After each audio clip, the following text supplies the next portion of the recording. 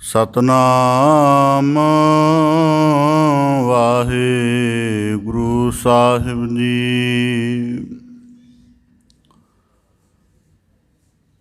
ਹੁਕਮ ਰਜਾਈ ਸਾਖਤੀ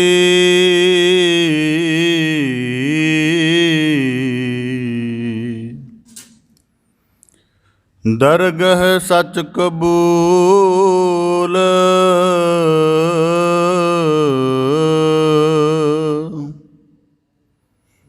ਸਾਹਿਬ ਲੇਖਾ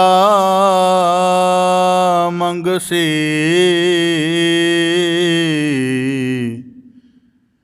ਦੁਨੀਆ ਦੇਖ ਨਾ ਭੂਲ।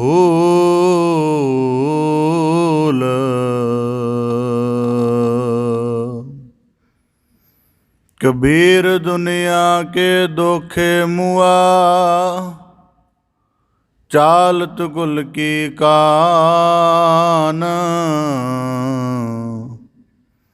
ਤਬ ਕੁਲ ਕਿਸ ਕਾ ਲਾਜ ਸੀ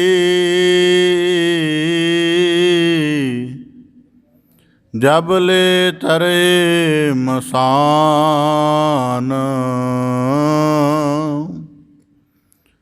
ਕਬੀਰ ਦੀਨ ਗਵਾਇਆ ਦੁਨੀ ਸੋ ਦੁਨੀ ਨਾ ਚਾਲੀ ਸਾਥ। ਪਾਏ ਕੁਹਾੜਾ ਮਾਰਿਆ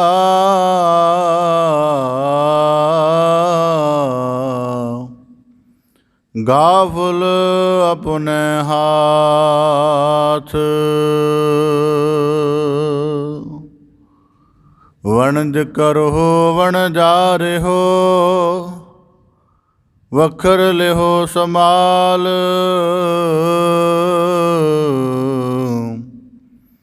ਤੈਸੀ ਵਸਤ ਵੇਸਾਹੀ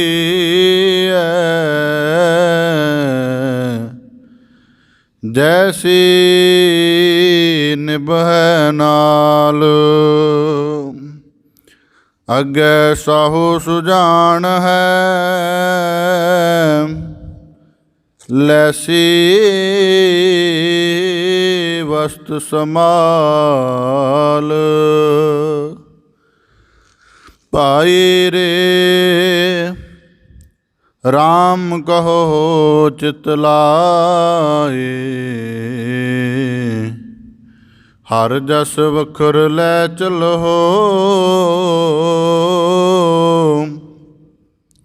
ਸਹੁ ਦੇਖੈ ਪਤੀ ਆਏ ਬੇਸੁਮਾਰ ਅਥਾਹ ਅਗਨਤ ਤੋਲੈ। ਜਿਉ ਬੁਲਾਵੋ ਤਿਉ ਨਾਨਕ ਦਾਸ ਬੋਲੇ। ਸਤਨਾਮ ਵਾਹਿਗੁਰੂ ਸਾਹਿਬ ਜੀ। ਮਹੱਲਾ ਪੰਜਵਾਂ। ਫਰੀਦਾ ਦੁਨੀ ਵਜਾਈ ਵੱਜਦੀ ਤੂੰ ਪੀ ਵਜਹਿ ਨਾਲ। ਸੋਈ ਜਿਉ ਨ ਵੱਜਦਾ ਜਿਸ ਅੱਲ੍ਹ ਕਰਦਾ ਸਾਰ। ਮਹੱਲਾ ਪੰਜਵਾ। ਫਰੀਦਾ ਦਿਲ ਰਤਾ ਇਸ ਦੁਨੀ ਸਿਉ ਦੁਨੀ ਨ ਕਿਤੈ ਕੰਮ। ਮਿਸਲ ਫਕੀਰਾਂ ਗਾਖੜੀ ਸੋ ਪਾਈਐ ਪੂਰ ਕਰਮ। ਪਹਿਲੇ ਪਹਿਰੈ ਫੁੱਲੜਾ ਫਲ ਵੀ ਪਛਾਰਾਤ। ਜੋ ਜਾਗਨ ਲਹਨ ਸੇ ਸਾਈ ਕੰਨੋ ਦਾਤ। ਦਾਤੀ ਸਾਹਿਬ ਸੰਧਿਆ ਕਾ ਚੱਲੈ ਤਿਸ ਨਾਲ।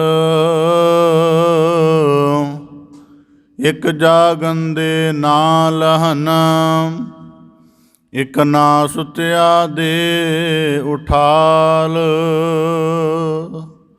ਵਾਹਿਗੁਰੂ ਜੀ ਕਾ ਖਾਲਸਾ, ਵਾਹਿਗੁਰੂ ਜੀ ਕੀ ਫਤਿਹ।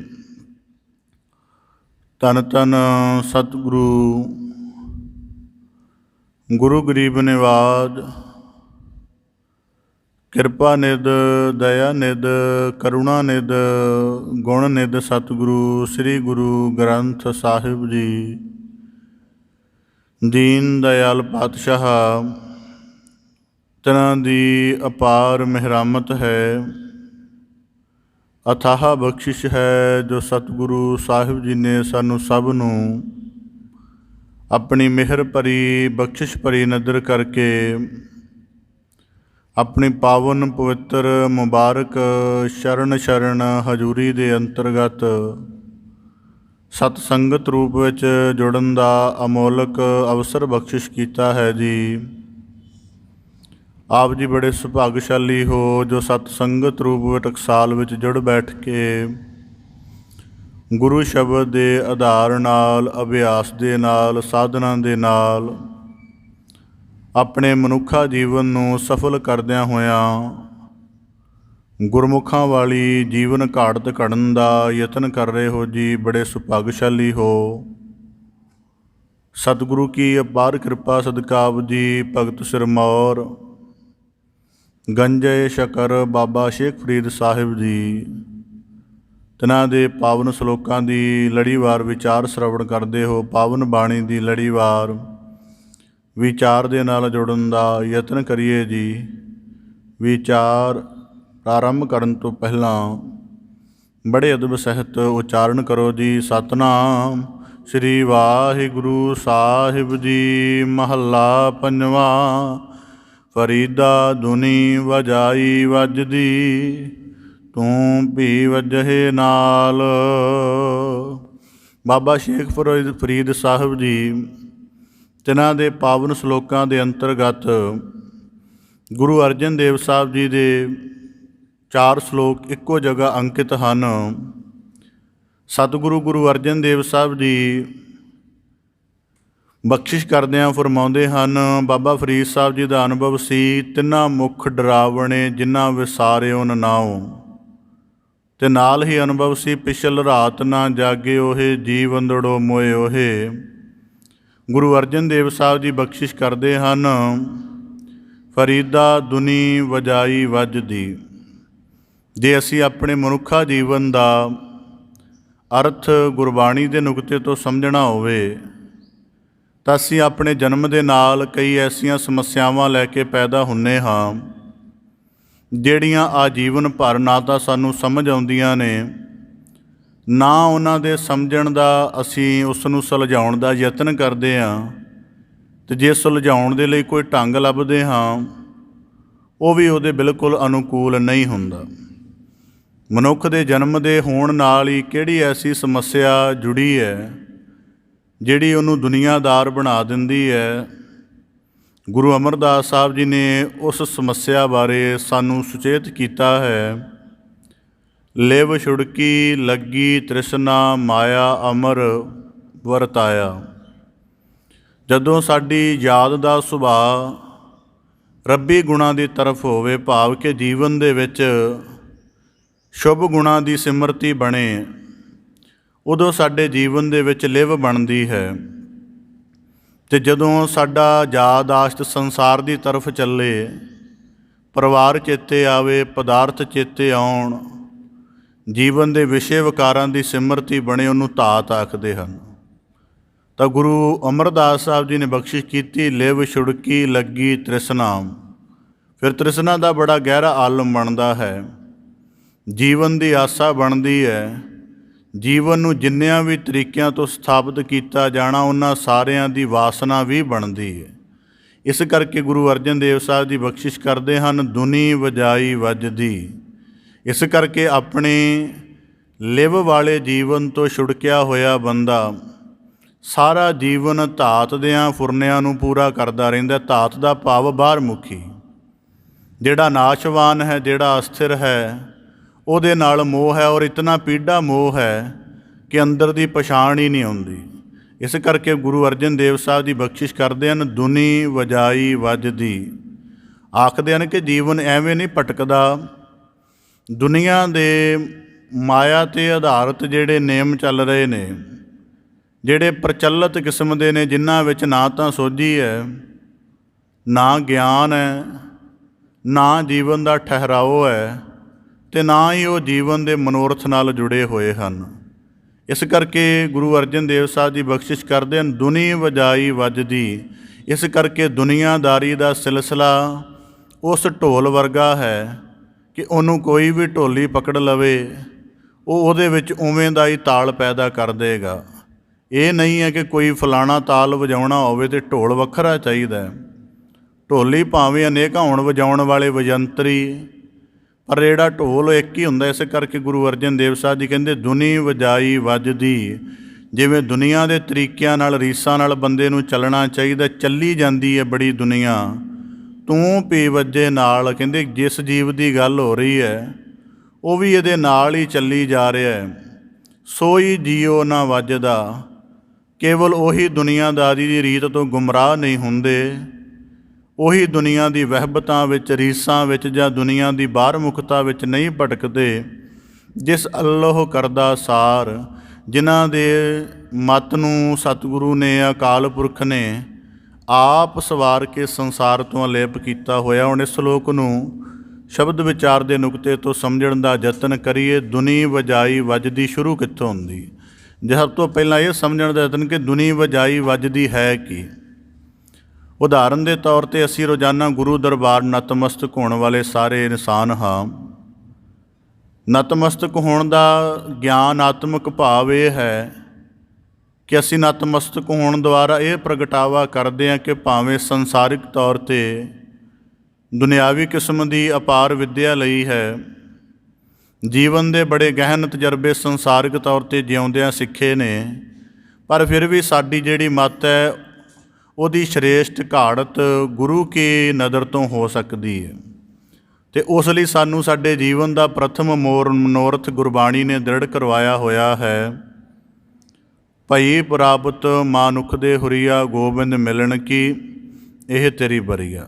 ਜਾਂ ਅਕਸਰ ਵਾਕ ਪੜ੍ਹਦੇ ਹਾਂ ਅਸੀਂ ਬਾਣੀ ਦੇ ਅੰਤਰਗਤ, ਪ੍ਰਾਣੀ ਤੂੰ ਆਇਆ ਲਾਹਾ ਲੈਣ। ਨਤਮਸਤਕ ਹੋ ਕੇ ਜਿਹੜੀ ਪਹਿਲੀ ਸਮਝ ਕੀਤੀ ਹੈ ਉਹ ਇਹ ਕੀਤੀ ਹੈ ਕਿ ਇਹ ਜੀਵਨ ਕਿਸੇ ਵੱਡੇ ਮਨੋਰਥ ਹਿੱਤ ਪੈਦਾ ਹੋਇਆ ਹੈ, ਪਰ ਜਿਹੜਾ ਸਾਡਾ ਕਰਮ ਹੈ ਉਹਨੂੰ ਕਿਸੇ ਵੀ ਨੁਕਤੇ ਤੋਂ ਵਾਚ ਲਈਏ, ਸਾਡੇ ਬੋਲਣ ਦਾ, ਸਾਡੇ ਚੱਲਣ ਦਾ, ਸਾਡੇ ਕਰਨ ਦਾ ਕੋਈ ਵੀ ਅਰਥ ਕੱਢ ਲਈਏ, ਉਹ ਇੰਨਾ ਸੀਮਤ ਹੈ ਕਿ ਉਹ ਸਾਡੇ ਪਰਿਵਾਰ ਦੇ ਦਾਇਰੇ ਨੂੰ ਵੀ ਨਹੀਂ ਉਲੰਘਦਾ। ਇੰਨਾ ਜ਼ਿਆਦਾ ਸੀਮਤ ਹੈ ਸਾਡੇ ਜੀਵਨ ਦਾ ਦ੍ਰਿਸ਼ਟੀਕੋਣ। ਸਾਡੀ ਪਦਾਰਥਕ ਸਮਰੱਥਾ ਹੈ ਸਾਡੇ ਲਈ, ਸਾਡੇ ਪਰਿਵਾਰ ਦੇ ਲਈ। ਸਾਡੇ ਕੋਲੋਂ ਗਿਆਨ ਦੀ ਪ੍ਰਤਿਭਾ ਹੈ ਸਾਡੇ ਲਈ, ਕੇਵਲ ਸਾਡੇ ਪਰਿਵਾਰ ਲਈ। ਜਿਸ ਵੀ ਤਰ੍ਹਾਂ ਦੀ ਸਮਰੱਥਾ, ਇਸ ਕਰਕੇ ਗੁਰੂ ਅਰਜਨ ਦੇਵ ਸਾਹਿਬ ਜੀ ਬਖਸ਼ਿਸ਼ ਕਰਦੇ, ਦੁਨੀ ਵਜਾਈ। ਜਿੰਨਾ ਵੀ ਬੰਦਾ ਦੁਨੀਆਦਾਰ ਦੇ ਵਿੱਚ ਗ੍ਰਸਤ ਹੁੰਦਾ ਹੈ, ਇਹਨੂੰ ਕਿਸੇ ਸਿਲੇਬਸ 'ਚ ਨਹੀਂ ਪੜ੍ਹਾਇਆ ਗਿਆ। ਜਿਵੇਂ ਜਿਵੇਂ ਇਹਨੇ ਆਪਣੇ ਮਨੁੱਖਾ ਜੀਵਨ ਦਾ ਮਨੋਰਥ ਵਿਸਾਰ ਕੇ ਅਤੇ ਸਮਝਿਆ ਨਹੀਂ ਕਿ ਜੀਵਨ ਦੀ ਦ੍ਰਿਸ਼ਟੀ ਆਹ ਚੰਗੀ ਹੈ ਜਿਹੜੀ ਮੈਨੂੰ ਸਮਾਜ 'ਚ ਦਿਖ ਰਹੀ ਹੈ, ਕਿ ਹਰ ਬੰਦੇ ਦੇ ਅੰਦਰ ਪਦਾਰਥਕ ਦੌੜ ਲੱਗੀ ਹੋਈ ਹੈ ਅਤੇ ਅਸਲ ਦੇ ਵਿੱਚ ਜੀਵਨ ਦੀ ਲੋੜ ਦੋ ਪ੍ਰਸ਼ਾਦਿਆਂ 'ਤੇ ਜੀਵਨ ਨਿਰਵਾਹ ਕਰਨ ਦੀ। ਜੀਵਨ ਦਾ ਅਰਥ ਦੱਸ ਰਿਹਾ ਕਿ ਤੇਰੀ ਲੋੜ ਦੋ ਪ੍ਰਸ਼ਾਦੇ ਨੇ ਇੱਕ ਦਿਨ ਦੇ, ਜਾਂ ਜਿਤਨੀ ਸਰੀਰਕ ਲੋੜ ਹੈ ਉਨੀ ਕੁ ਹੈ। ਪਰ ਦੁਨੀਆ ਨੇ ਇੱਕ ਪੈਟਰਨ ਦੌੜ ਸਿਖਾ ਦਿੱਤੀ ਹੈ ਕਿ ਤੇਰੇ ਪਾਸ ਬਹੁਤ ਜ਼ਿਆਦਾ ਹੋਣਾ ਚਾਹੀਦਾ ਹੈ। ਇੱਕ ਪਾਸੇ ਸੱਚ ਦੀ ਅਸਲੀਅਤ ਵਾਪਰ ਰਹੀ ਹੈ ਕਿ ਸਰੀਰ ਦੀਆਂ ਲੋੜਾਂ ਬੜੀਆਂ ਘਟ ਗਈਆਂ ਨੇ, ਪਹਿਨਣ ਦੀਆਂ, ਖਾਣ ਦੀਆਂ, ਘੁੰਮਣ ਫਿਰਨ ਦੀਆਂ, ਹੰਡਾਉਣ ਦੀਆਂ, ਪਰ ਜਿਹੜੀ ਜੀਵਨ ਦੀ ਦੌੜ ਹੈ ਉਹ ਦੁਨੀਆ ਵਾਂਗ ਚੱਲ ਰਹੀ ਹੈ, ਭਾਵ ਕਿ ਦੁਨੀਆ ਦੀ ਤਰਫ ਚੱਲ ਰਹੀ। ਇਸ ਕਰਕੇ ਬਾਬਾ ਗੁਰੂ ਅਰਜਨ ਦੇਵ ਸਾਹਿਬ ਜੀ ਕਹਿੰਦੇ ਦੁਨੀ ਵਜਾਈ ਵੱਜਦੀ, ਭਾਵ ਕਿ ਜਿਹੜਾ ਦੁਨੀਆ ਦੇ ਸੰਪਰਕ ਵਿੱਚ ਆਉਣਾ ਹੈ ਇਹ ਗਿਆਨਵਾਨ ਪੁਰਸ਼ਾਂ ਦੇ ਲਈ ਠੀਕ ਹੈ, ਜਿਹੜੇ ਪਹਿਲੋਂ ਹੀ ਅਚੇਤ ਹਨ। ਜਦੋਂ ਦੁਨੀਆ ਦੇ ਸੰਪਰਕ ਵਿੱਚ ਆਉਂਦੇ ਹਨ, ਦੁਨੀਆਦਾਰੀ ਦੇ ਗੁਲਾਮ ਹੋ ਜਾਂਦੇ ਨੇ। ਇਤਨਾ ਜ਼ਿਆਦਾ ਲੋਕਾਂ ਸੰਗ ਬੈਠਦੇ ਨੇ, ਆਪਣੇ ਸੰਗ ਬੈਠਣ ਦੀ ਖਬਰ ਨਹੀਂ। ਇਤਨਾ ਜ਼ਿਆਦਾ ਦੂਜਿਆਂ ਦੇ ਬਾਰੇ ਗਹਿਰਾਈ ਨਾਲ ਜਾਣਕਾਰੀ ਰੱਖਦੇ ਨੇ, ਆਪਣੇ ਗਿਰੇਬਾਨ 'ਚ ਕਦੇ ਝਾਤ ਨਹੀਂ ਮਾਰੀ। ਦੂਸਰੇ ਦੀ ਖਬਰ, ਦੂਸਰੇ ਦਾ ਜ਼ਿਕਰ, ਦੂਸਰੇ ਦੇ ਉੱਪਰ ਕੇਂਦਰਿਤ ਜੀਵਨ ਜਿਉ ਰਹੇ ਹਨ। ਤਾਂ ਗੁਰੂ ਅਰਜਨ ਦੇਵ ਸਾਹਿਬ ਜੀ ਕਹਿੰਦੇ, ਦੁਨੀ ਵਜਾਈ ਵੱਜਦੀ ਤੂੰ ਭੀ ਵੱਜੇ ਨਾਲ। ਹੁਣ ਇਹਨੂੰ ਸਿਲਸਿਲੇਵਾਰ ਆਪਦੇ ਸਨਮੁਖ ਕਰਦਾ ਕਿ ਅਸੀਂ ਆਰੰਭ ਤੋਂ ਸਭ ਤੋਂ ਪਹਿਲਾਂ ਦੁਨੀਆ ਦੁਆਰਾ ਕਿਵੇਂ ਵਜਾਏ ਜਾਂਦੇ ਹਾਂ। ਮਤਲਬ ਸਾਡੇ ਅੰਦਰ ਦਾ ਜਿਹੜਾ ਜੀਵਨ ਹੈ ਉਹਨੂੰ ਦੁਨੀਆਦਾਰੀ ਕਿਵੇਂ ਆਪਣਾ ਮਤਾਹਤ ਜਾਂ ਗੁਲਾਮ ਜਾਂ ਅਧੀਨਗੀ ਵਾਲਾ ਬਣਾਉਂਦੀ ਹੈ। ਸਿਲਸਿਲਾ ਆਪਦੇ ਸਨਮੁਖ ਰੱਖ। ਬੱਚਾ ਆਪਣਾ ਜੀਵਨ ਆਰੰਭ ਕਰਦਾ ਹੈ, ਘਰ ਦੇ ਵਿੱਚ ਆਪਣਾ ਬਚਪਨ ਸ਼ੁਰੂ ਕਰ ਰਿਹਾ, ਖਿਡੌਣਿਆਂ ਸੰਗ ਖੇਡਣਾ ਸ਼ੁਰੂ ਕਰ ਦਿੰਦਾ ਹੈ। ਜਦੋਂ ਤੱਕ ਘਰ ਦੇ ਵਿੱਚ ਰਹਿ ਰਿਹਾ ਹੈ ਉਦੋਂ ਤੱਕ ਨਹੀਂ ਪਤਾ ਕਿ ਮੇਰਾ ਖਿਡੌਣਾ ਕੀਮਤੀ ਨਹੀਂ ਹੈ ਜਾਂ ਸੁੰਦਰ ਨਹੀਂ ਹੈ, ਉਦੋਂ ਤੱਕ ਨਹੀਂ ਬੋਧ। ਜਦੋਂ ਆਪਣੇ ਖਿਡੌਣੇ ਨੂੰ ਬਾਹਰ ਲੈ ਕੇ ਚਲਾ ਗਿਆ ਹੈ, ਕੁਝ ਹੋਰਾਂ ਦੇ ਸੰਗ ਖੇਡਿਆ ਹੈ, ਉੱਥੇ ਉਹਨਾਂ ਦੇ ਕੀਮਤੀ ਜ਼ਿਆਦਾ ਖਿਡੌਣੇ ਦੇਖੇ, ਜ਼ਿਆਦਾ ਸੁੰਦਰ ਖਿਡੌਣੇ ਦੇਖੇ, ਅਤੇ ਉਸ ਦੇਖਣ ਦੇ ਪਹਿਲੇ ਨੁਕਤੇ ਨੇ ਹੀ ਉਹਨੂੰ ਇਸ ਗੱਲ 'ਤੇ ਮਜਬੂਰ ਕਰ ਦਿੱਤਾ ਕਿ ਨਹੀਂ, ਮੇਰੇ ਪਾਸ ਵੀ ਇੰਨਾ ਕੀਮਤੀ, ਇੰਨਾ ਸੁੰਦਰ ਅਤੇ ਇੰਨਾ ਵੱਡ ਆਕਾਰੀ ਖਿਡੌਣਾ ਹੋਣਾ ਚਾਹੀਦਾ। ਬਾਹਰ ਦੇ ਖਿਡੌਣੇ ਦੇ ਦੇਖਣ ਦੇ ਦ੍ਰਿਸ਼ ਨੂੰ ਭਰਮਾ ਲਿਆ ਅਤੇ ਬੰਦਾ ਪਹਿਲੀ ਦਫਾ ਦੁਨੀਆਦਾਰ ਹੋਣ ਲੱਗਦਾ ਹੈ ਕਿ ਜੋ ਇਹਦੇ ਕੋਲ ਸੀ ਇਹਦੇ, ਉਹਦੇ 'ਤੇ ਕੇਂਦਰਿਤ ਨਹੀਂ ਰਿਹਾ। ਜਦੋਂ ਘਰ ਦੇ ਵਿੱਚ ਦੂਜੇ ਦੇ ਸੰਪਰਕ ਵਿੱਚ ਨਹੀਂ ਸੀ ਆਇਆ ਇਸ ਖਿਡੌਣੇ ਨੂੰ ਲੈ ਕੇ, ਆਪਣੇ ਤੋਂ ਵੱਡੇ ਦੇ, ਉਹਨਾਂ ਚਿਰ ਇਹੀ ਸਕੂਨਦਾਇਕ ਸੀ। ਜਦੋਂ ਦੂਜੇ ਦੇ ਸੰਪਰਕ ਵਿੱਚ ਲੈ ਆਇਆ, ਇਹ ਨਿਗੂਣਾ ਜਾਂ ਹਲਕੇ ਅਰਥਾਂ ਵਾਲਾ ਸਾਬਤ ਹੋਣ ਲੱਗ ਪਿਆ। ਮਤਲਬ ਹੈ ਅਰਥ ਹਲਕੇ ਅਰਥਾਂ ਵਾਲਾ ਨਹੀਂ, ਪਰ ਦ੍ਰਿਸ਼ਟੀ ਨੇ ਭਰਮਾ ਲਿਆ ਹੈ। ਦੂਜੇ ਦਾ ਜ਼ਿਆਦਾ ਕੀਮਤੀ ਲੱਗ ਰਿਹਾ, ਦੂਜੇ ਦਾ ਜ਼ਿਆਦਾ ਸੁੰਦਰ ਲੱਗ ਰਿਹਾ ਹੈ। ਇਸ ਕਰਕੇ ਉਹਦੀ ਭਾਵੇਂ ਪ੍ਰਾਪਤੀ ਨਾ ਕਰ ਸਕੇ, ਪਰ ਮਨ ਦੇ ਅੰਦਰ ਉਹਦੀ ਚੇਸ਼ਟਾ ਹੋ ਜਾਣੀ ਹੀ ਦੁਨੀਆ ਦਾ ਪਹਿਲਾ ਦਖਲ ਹੈ। ਹੁਣ ਕਈ ਦਫਾ ਅਸੀਂ, ਕਿਉਂਕਿ ਇੰਨਾ ਗਹਿਰਾ ਅਸੀਂ ਜਿਉਂਦੇ ਨਹੀਂ, ਕਈ ਦਫਾ ਬੱਚੇ ਕੁਝ ਪਦਾਰਥ ਹੁੰਦੇ ਆ ਕਿਸੇ ਦੂਜੇ ਦੀ ਵੀ ਮੰਗ ਕਰ ਰਹੇ ਹੋਣ ਨਾ, ਤਾਂ ਜਿਹੜੇ ਮਾਤਾ ਪਿਤਾ ਨਾ ਉਹਦਾ ਸੈਲੀਬ੍ਰੇਸ਼ਨ ਕਰਦੇ ਨੇ। ਉਹ ਸੈਲੀਬ੍ਰੇਸ਼ਨ ਕਰਦੇ ਨੇ ਕਿ ਬੱਚੇ ਨੂੰ ਨਾ ਚੀਜ਼ਾਂ ਦਾ ਬੋਧ ਹੋ ਰਿਹਾ ਹੈ। ਪਰ ਜੇ ਕੋਈ ਬ੍ਰਹਮ ਦ੍ਰਿਸ਼ਟੀ ਵਾਲਾ ਬੰਦਾ ਦੇਖੇਗਾ ਕਿ ਇਹਦੇ ਅੰਦਰ ਦੀ ਜਿਹੜੀ ਸੰਤੋਖ ਰੂਪ ਬ੍ਰਿਤੀ ਬਣੀ ਸੀ, ਕਿ ਜਿਹੜੀ ਪਦਾਰਥ ਦੀ ਲੋੜ ਨੂੰ ਵੀ ਨਹੀਂ ਸੀ ਮੰਨਦੀ, ਅੱਜ ਇਹਦਾ ਜੀਵਨ ਪਦਾਰਥ ਦੀ ਲੋੜ ਨਾਲ ਜੁੜ ਰਿਹਾ ਹੈ। ਇਹਦਾ ਮਤਲਬ ਅੱਜ ਇਹ ਪਹਿਲਾ ਸਬਕ ਦੁਨੀਆਦਾਰੀ ਦੀ ਗਿਰਫਤ ਵਾਲਾ ਪੜ੍ਹੇਗਾ ਅਤੇ ਇਹ ਸਬਕ ਇੰਨੇ ਗਹਿਰੇ ਉਤਰ ਜਾਣਗੇ, ਕਦੇ ਜੀਵਨ 'ਚ ਆਪਣੇ ਆਪ ਦੀ ਸ਼੍ਰੇਸ਼ਟ ਨਿਰਣਾ ਕਰ ਹੀ ਨਹੀਂ ਸਕੇਗਾ। ਪਹਿਲੀ ਦਫਾ ਪਦਾਰਥਾਂ ਕਰਕੇ, ਖਿਡੌਣੇ ਕਰਕੇ, ਖਾਣ ਪੀਣ ਕਰਕੇ ਰੋਣਾ ਹੁੰਦਾ ਹੈ। ਉਹਦਾ ਪੱਧਰ ਸੈੱਟ ਕਰਦਾ ਉਹ ਕੁਦਰਤੀ ਮਾਤਾ ਪਿਤਾ ਕਰ ਦਿੰਦੇ ਨੇ, ਕਿਉਂਕਿ ਉਹਨਾਂ 'ਤੇ ਆਧਾਰਿਤ ਹੁੰਦਾ ਹੈ। ਫਿਰ ਆਪਣੇ ਜੀਵਨ ਦੀ ਅਵਸਥਾ ਦਾ ਵਿਕਾਸ ਕਰਦੇ ਹਾਂ। ਜਦੋਂ ਆਉਂਦਾ ਹੈ, ਜੋਬਨ ਅਵਸਥਾ ਤੱਕ ਆਉਂਦਾ ਹੈ, ਉਦੋਂ ਜੀਵਨ ਦੇ ਵਿੱਚ ਆਪਣੇ ਜੀਵਨ ਦੀ ਸੰਭਾਲ ਕਿਵੇਂ ਕਰਨੀ ਹੈ, ਇਹਦਾ ਕੋਈ ਸ਼੍ਰੇਸ਼ਟ ਨੁਕਤਾ ਕੋਲ ਨਹੀਂ। ਦੁਨੀਆਦਾਰੀ ਦੀ ਤਰਫੋਂ ਸਿੱਖਦਾ ਹੈ ਕਿ ਇਹ ਅਵਸਥਾ ਵਿਕਾਰਾਂ ਦੇ ਹਿੱਤੀ ਬਣੀ ਹੈ ਜਾਂ ਅਚੇਤ ਰਹਿਣ ਲਈ ਬਣੀ ਹੈ। ਫਿਰ ਉਸ ਹਿਸਾਬ ਨਾਲ ਚੱਲਦਾ ਹੈ ਅਤੇ ਅੱਗੇ ਜਾ ਕੇ ਫਿਰ ਸਾਰੀ ਦੁਨੀਆ ਦੀ ਗਿਰਫਤ ਬਣਦੀ ਹੈ ਅਤੇ ਇੱਥੋਂ ਤੱਕ ਬਣਦੀ ਹੈ ਦੁਨੀ ਵਜਾਈ ਵੱਜਦੀ, ਕਿ ਅੰਤਮ ਸਮੇਂ ਤੱਕ ਜਦੋਂ ਬੰਦਾ ਦੇਹ ਤੋਂ ਵੀ ਰੁਖਸਤ ਹੋ ਜਾਂਦਾ ਹੈ ਅਤੇ ਉਹਦੀ ਸੰਪੱਤੀ ਕਰਕੇ ਉਹਦੀਆਂ ਅੰਤਮ ਕਿਰਿਆਵਾਂ ਕਰਨ ਦੀ ਬਜਾਏ ਉਹਦਾ ਪਰਿਵਾਰ ਖੁਦ ਉਹਦੇ ਘਰ 'ਚ ਬੈਠ ਕੇ ਝਗੜਾ ਕਰ ਰਿਹਾ ਹੁੰਦਾ ਹੈ ਕਿ ਇਹਦੀ ਸੰਪੱਤੀ ਦਾ ਅਸਲ ਮਾਲਕ ਜਾਂ ਇਹਦਾ ਬਟਵਾਰਾ ਕਿਸ ਢੰਗ ਦੇ ਨਾਲ ਹੋਏਗਾ। ਇਸ ਕਰਕੇ ਗੁਰੂ ਅਰਜਨ ਦੇਵ ਸਾਹਿਬ ਜੀ ਬਖਸ਼ਿਸ਼ ਕਰਦੇ, ਦੁਨੀ ਵਜਾਈ ਵੱਜਦੀ। ਕਦੇ ਨਿਰਣਾ ਕਰ ਲੈਣਾ ਜੀਵਨ ਦੇ ਵਿੱਚ, ਇੱਕ ਦਿਨ ਦਾ ਨਿਰਣਾ ਕਰ ਲੈਣਾ 24 ਘੰਟਿਆਂ ਦਾ। ਸਾਡੇ ਸੋਚਣ ਦੇ ਢੰਗ, ਸਾਡੇ ਵਿਵਹਾਰ ਦੇ ਢੰਗ ਅਤੇ ਸਾਡੇ ਚੀਜ਼ਾਂ ਨੂੰ ਅਨੁਮਾਨ ਕਰਨ ਦੇ ਜਿੰਨੇ ਢੰਗ ਨੇ, ਉਹ ਅਸੀਂ ਆਪ ਕਿੰਨੇ ਕੁ ਘੜੇ ਹੋਏ ਨੇ, ਆਪ ਕਿੰਨੇ। ਕਦੇ ਇੱਕ ਨਿਰਣਾ ਕਰ ਲੈਣਾ, ਦੁਬਾਰਾ ਦੁਹਰਾ ਦਿਆਂ ਕਿ ਸਾਡੇ ਸੋਚਣ ਦੇ ਢੰਗ, ਸਾਡੇ ਵਿਵਹਾਰ ਦੇ ਢੰਗ ਅਤੇ ਸਾਡੇ ਅਨੁਮਾਨ ਲਗਾਉਣ ਦੇ ਜਿੰਨੇ ਢੰਗ ਨੇ, ਇਹਨਾਂ ਨੂੰ ਕੌਣ ਨਿਰਧਾਰਿਤ ਕਰਦਾ। ਕਦੇ ਇਹਦਾ ਨਿਰਣਾ ਕਰ ਲੈਣਾ ਅਤੇ ਵਰਤਮਾਨ ਸਮੇਂ 'ਚ ਮਨੁੱਖ ਇਹੀ ਪਾਏਗਾ, ਜਿਹੜਾ ਗੁਰੂ ਸ਼ਬਦ ਦੀ ਗਹਿਰਾਈ ਨਾਲ ਨਹੀਂ ਜੁੜਿਆ, ਉਹ ਇਹੀ ਪਾਏਗਾ ਜਦੋਂ ਨਿਰਣਾ ਕਰੇਗਾ ਕਿ ਬਹੁਤਾ ਕੁਝ ਦੁਨੀਆ ਦਾ ਆਧਾਰਿਤ ਚੱਲ ਰਿਹਾ। ਇੰਨੀ ਜ਼ਿਆਦਾ ਦੁਨੀ ਵਜਾਈ ਵੱਜਦੀ ਚੱਲਣ ਵਾਲਾ ਸੁਭਾਅ ਹੈ, ਬੰਦਾ ਆਪਣੇ ਵਸਤਰਾਂ ਦੀ ਚੋਣ ਵੀ ਬਾਜ਼ਾਰ ਦੀ ਚਮਕ ਮੁਤਾਬਕ ਕਰ ਰਿਹਾ ਹੈ। ਉਹਨੂੰ ਇਹ ਨਹੀਂ ਪਤਾ ਕਿ ਮੈਨੂੰ ਕਿਸ ਰੰਗ ਦੀ ਤਬੀਅਤ ਹੈ, ਮੇਰੀ ਸਾਦਗੀ ਵਾਲੀ ਹੈ ਜਾਂ ਜਿਵੇਂ ਦੀ ਹੈ, ਇਹਦਾ ਨਹੀਂ। ਬਾਜ਼ਾਰ ਜਿਸ ਚੀਜ਼ ਨੂੰ ਪ੍ਰਭਾਸ਼ਿਤ ਕਰ ਰਿਹਾ ਉਹਦੇ ਅਨੁਸਾਰ ਪਹਿਨਾਂਗਾ। ਬਾਜ਼ਾਰ ਨੇ ਨਿਸ਼ਚਿਤ ਕਰ ਦਿੱਤਾ ਹੈ ਕਿ ਇੰਜ ਦੀ ਚਮਕ ਵਾਲੇ ਵਸਤਰ ਚੰਗੇ ਨੇ, ਉਹੀ ਪਹਿਨਾਂਗਾ, ਅਤੇ ਉਹ ਸਿਲਸਿਲਾ ਕਦੇ ਰੁਕਦਾ ਨਹੀਂ, ਹਰ 2 ਮਹੀਨੇ ਬਾਅਦ ਤਬਦੀਲ ਹੈ। ਹੁਣ ਕੁਦਰਤੀ ਹੈ ਜੀਵਨ ਦੇ ਇਸ ਪੱਧਰ 'ਤੇ। ਹੁਣ ਬੰਦਾ ਇਹ ਕਹੇਗਾ ਕਿ ਚਲੋ ਪਹਿਨਣ ਦੇ ਵੀ ਰਸ ਹੁੰਦੇ ਨੇ, ਪਰ ਪਹਿਨਣ ਦਾ ਇਕੱਲਾ ਰਸ ਨਹੀਂ ਹੈ। ਪਹਿਨਣ ਦੇ ਵਿੱਚ ਬੰਦੇ ਨੇ ਆਪਣੇ ਆਤਮਾ ਦੀ ਸਾਦਗੀ ਦੀ ਉੱਚਤਾ ਗਵਾ ਲਈ ਹੈ। ਉਹਨੂੰ ਨਹੀਂ ਪਤਾ ਕਿ ਬਾਣੀ ਦੇ ਵਿੱਚ ਇਹ ਵੀ ਰਮਜ਼ ਹੈ, ਜਿਨ ਪਟ ਅੰਦਰ ਬਾਹਰ ਗੁੱਦੜ ਤੇ ਭਲੇ ਸੰਸਾਰ। ਉਹਨੇ ਆਪਣੇ ਅੰਦਰ ਦੀ ਸੀਰਤ ਨੂੰ ਰੱਬੀ ਗੁਣਾਂ ਦੇ ਨਾਲ, ਜਿਹਦੇ ਦੇਖਿਆ ਬੰਦੇ ਦੇ ਬਸਤਰ ਵੀ ਤੁੱਛ ਲੱਗਣ ਲੱਗ ਪੈਂਦੇ ਹਨ। ਹੁਣ ਸਾਧੂ ਦੇ ਗਲ ਦੇ ਵਿੱਚ ਖੱਫਣੀ ਹੈ, ਇੱਕ ਸਾਦਾ ਚੋਗਾ ਹੈ, ਪਰ ਉਹਦੇ ਅੰਦਰ ਦੀ ਜਿਹੜੀ ਗੁਣਾਂ ਦੀ ਤਬੀਅਤ ਹੈ ਉਹਦੇ ਬਸਤਰਾਂ ਦੀ ਤੁੱਛਤਾ ਨੂੰ ਸਾਹਮਣੇ ਨਹੀਂ ਆਉਣ ਦਿੰਦੀ। ਸਾਡਾ ਪਹਿਨਣਾ ਵੀ ਦੁਨੀਆ 'ਤੇ ਕੇਂਦਰਿਤ ਦੇਖੀਦਾ। ਬੰਦੇ ਬਸਤਰ ਪਹਿਨਦਿਆਂ ਵੀ ਘੰਟਾ ਖਰਾਬ ਕਰ ਦਿੰਦੇ ਨੇ। ਪਹਿਨਣ ਦਾ ਢੰਗ ਕਿਹੋ ਜਿਹਾ ਹੈ, ਚੋਣ ਕਿਹੋ ਜਿਹੀ ਹੈ, ਉਹਦਾ ਜਿਹੜਾ ਕੋਈ ਉਤਪਾਦਨ ਮਾਰਕਨ ਹੋਇਆ ਉਹਦੇ 'ਤੇ ਉਹ ਕਿਵੇਂ ਦਾ, ਇਹਦੇ 'ਤੇ ਚੱਲ ਰਿਹਾ। ਇਕੱਲੇ ਬਸਤਰ ਪੱਧਰ ਦੀ ਗੱਲ ਕਰ ਰਿਹਾ। ਹੁਣ ਗੁਰੂ ਅਰਜਨ ਦੇਵ ਸਾਹਿਬ ਜੀ ਕਹਿੰਦੇ ਵਜਾਈ ਵੱਜਦੀ ਦੁਨੀਆ ਸਾਡੇ ਅੰਦਰ ਫਿਰ ਦਖਲ ਦੇਣਾ ਸ਼ੁਰੂ ਕਰਦੀ। ਦਖਲ ਉਦਣ ਸ਼ੁਰੂ ਹੁੰਦਾ ਹੈ ਜਿਹੜਾ ਜ਼ਿਕਰ ਕੀਤਾ ਹੈ ਕਿ ਪਹਿਲੀ ਦਫਾ ਕਿਸੇ ਦੂਸਰੇ ਦਾ ਖਿਡੌਣਾ ਦੇਖ ਕੇ ਉਹਦੀ ਮਨ 'ਚ ਚਾਹਤ ਉਪਜੀ, ਅਤੇ ਉਸ ਚਾਹਤ ਦਾ ਸਿਲਸਿਲਾ ਜ਼ਿੰਦਗੀ ਵਿੱਚ ਇੰਨਾ ਚੱਲਦਾ ਰਿਹਾ ਕਿ ਹਰ ਵਕਤ ਦੂਜੇ ਦੇ ਤਰਫ ਹੀ ਕੇਂਦਰਿਤ ਰਿਹਾ ਅਤੇ ਉਹਦੇ ਅਨੁਸਾਰ ਹੀ ਚੱਲਦਾ ਰਿਹਾ। ਤਾਂ ਗੁਰੂ ਅਰਜਨ ਦੇਵ ਸਾਹਿਬ ਜੀ ਕਹਿੰਦੇ ਦੁਨੀ ਵਜਾਈ ਵੱਜਦੀ। ਹੁਣ ਇਹਦਾ ਇੱਕ ਨਿਰਣਾ ਹੋਰ ਆਪ ਦੇ ਸਨਮੁਖ ਰੱਖਦੇ ਹਾਂ।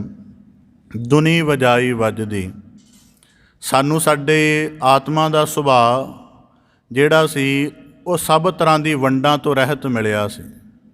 ਸਭ ਤਰ੍ਹਾਂ ਦੀਆਂ ਵੰਡਾਂ ਤੋਂ ਰਹਿਤ ਮਿਲਣ ਦਾ ਮਤਲਬ ਹੈ ਕਿ ਜਦੋਂ ਮਨੁੱਖ ਦਾ ਜਨਮ ਹੁੰਦਾ ਹੈ ਉਹਦੇ ਅੰਦਰ ਕਿਸੇ ਤਰ੍ਹਾਂ ਦੀ ਵੰਡ ਨਹੀਂ ਹੈ। ਇੱਥੋਂ ਤੱਕ ਕਿ ਸਭ ਤੋਂ ਵੱਡੀ ਗੱਲ ਉਹਦੇ ਅੰਦਰ ਆਪਣੇ ਜੈਂਡਰ ਦੀ ਵੰਡ ਵੀ ਨਹੀਂ ਹੈ। ਮਤਲਬ ਪਰਿਵਾਰ ਨੇ ਜੇ ਉਹਦਾ ਜੈਂਡਰ ਦੇਖ ਕੇ ਜੇ ਲੜਕਾ ਹੈ ਤੇ ਜਸ਼ਨ ਕਰ ਲਿਆ, ਅਤੇ ਜੇ ਲੜਕੀ ਹੈ ਤੇ ਥੋੜ੍ਹੇ ਜਿਹੇ ਉਦਾਸ ਜਿਹੇ ਹੋ ਗਏ, ਇੰਜ ਦੀ ਤਬੀਅਤ ਚੱਲਦੀ ਹੈ। ਪਰ ਜਿਹੜਾ ਪੈਦਾ ਹੋਇਆ ਉਹਨੂੰ ਆਪਣੇ ਜੈਂਡਰ ਬਾਰੇ ਵੀ ਖਬਰ ਨਹੀਂ ਵੀ ਮੈਂ ਕਿਸ ਤਰ੍ਹਾਂ ਦੇ ਭਾਵ ਜੈਂਡਰ ਵਿੱਚ ਪੈਦਾ ਹੋਇਆ, ਪੁਰਸ਼ ਹਾਂ ਜਾਂ ਇਸਤਰੀ ਹਾਂ।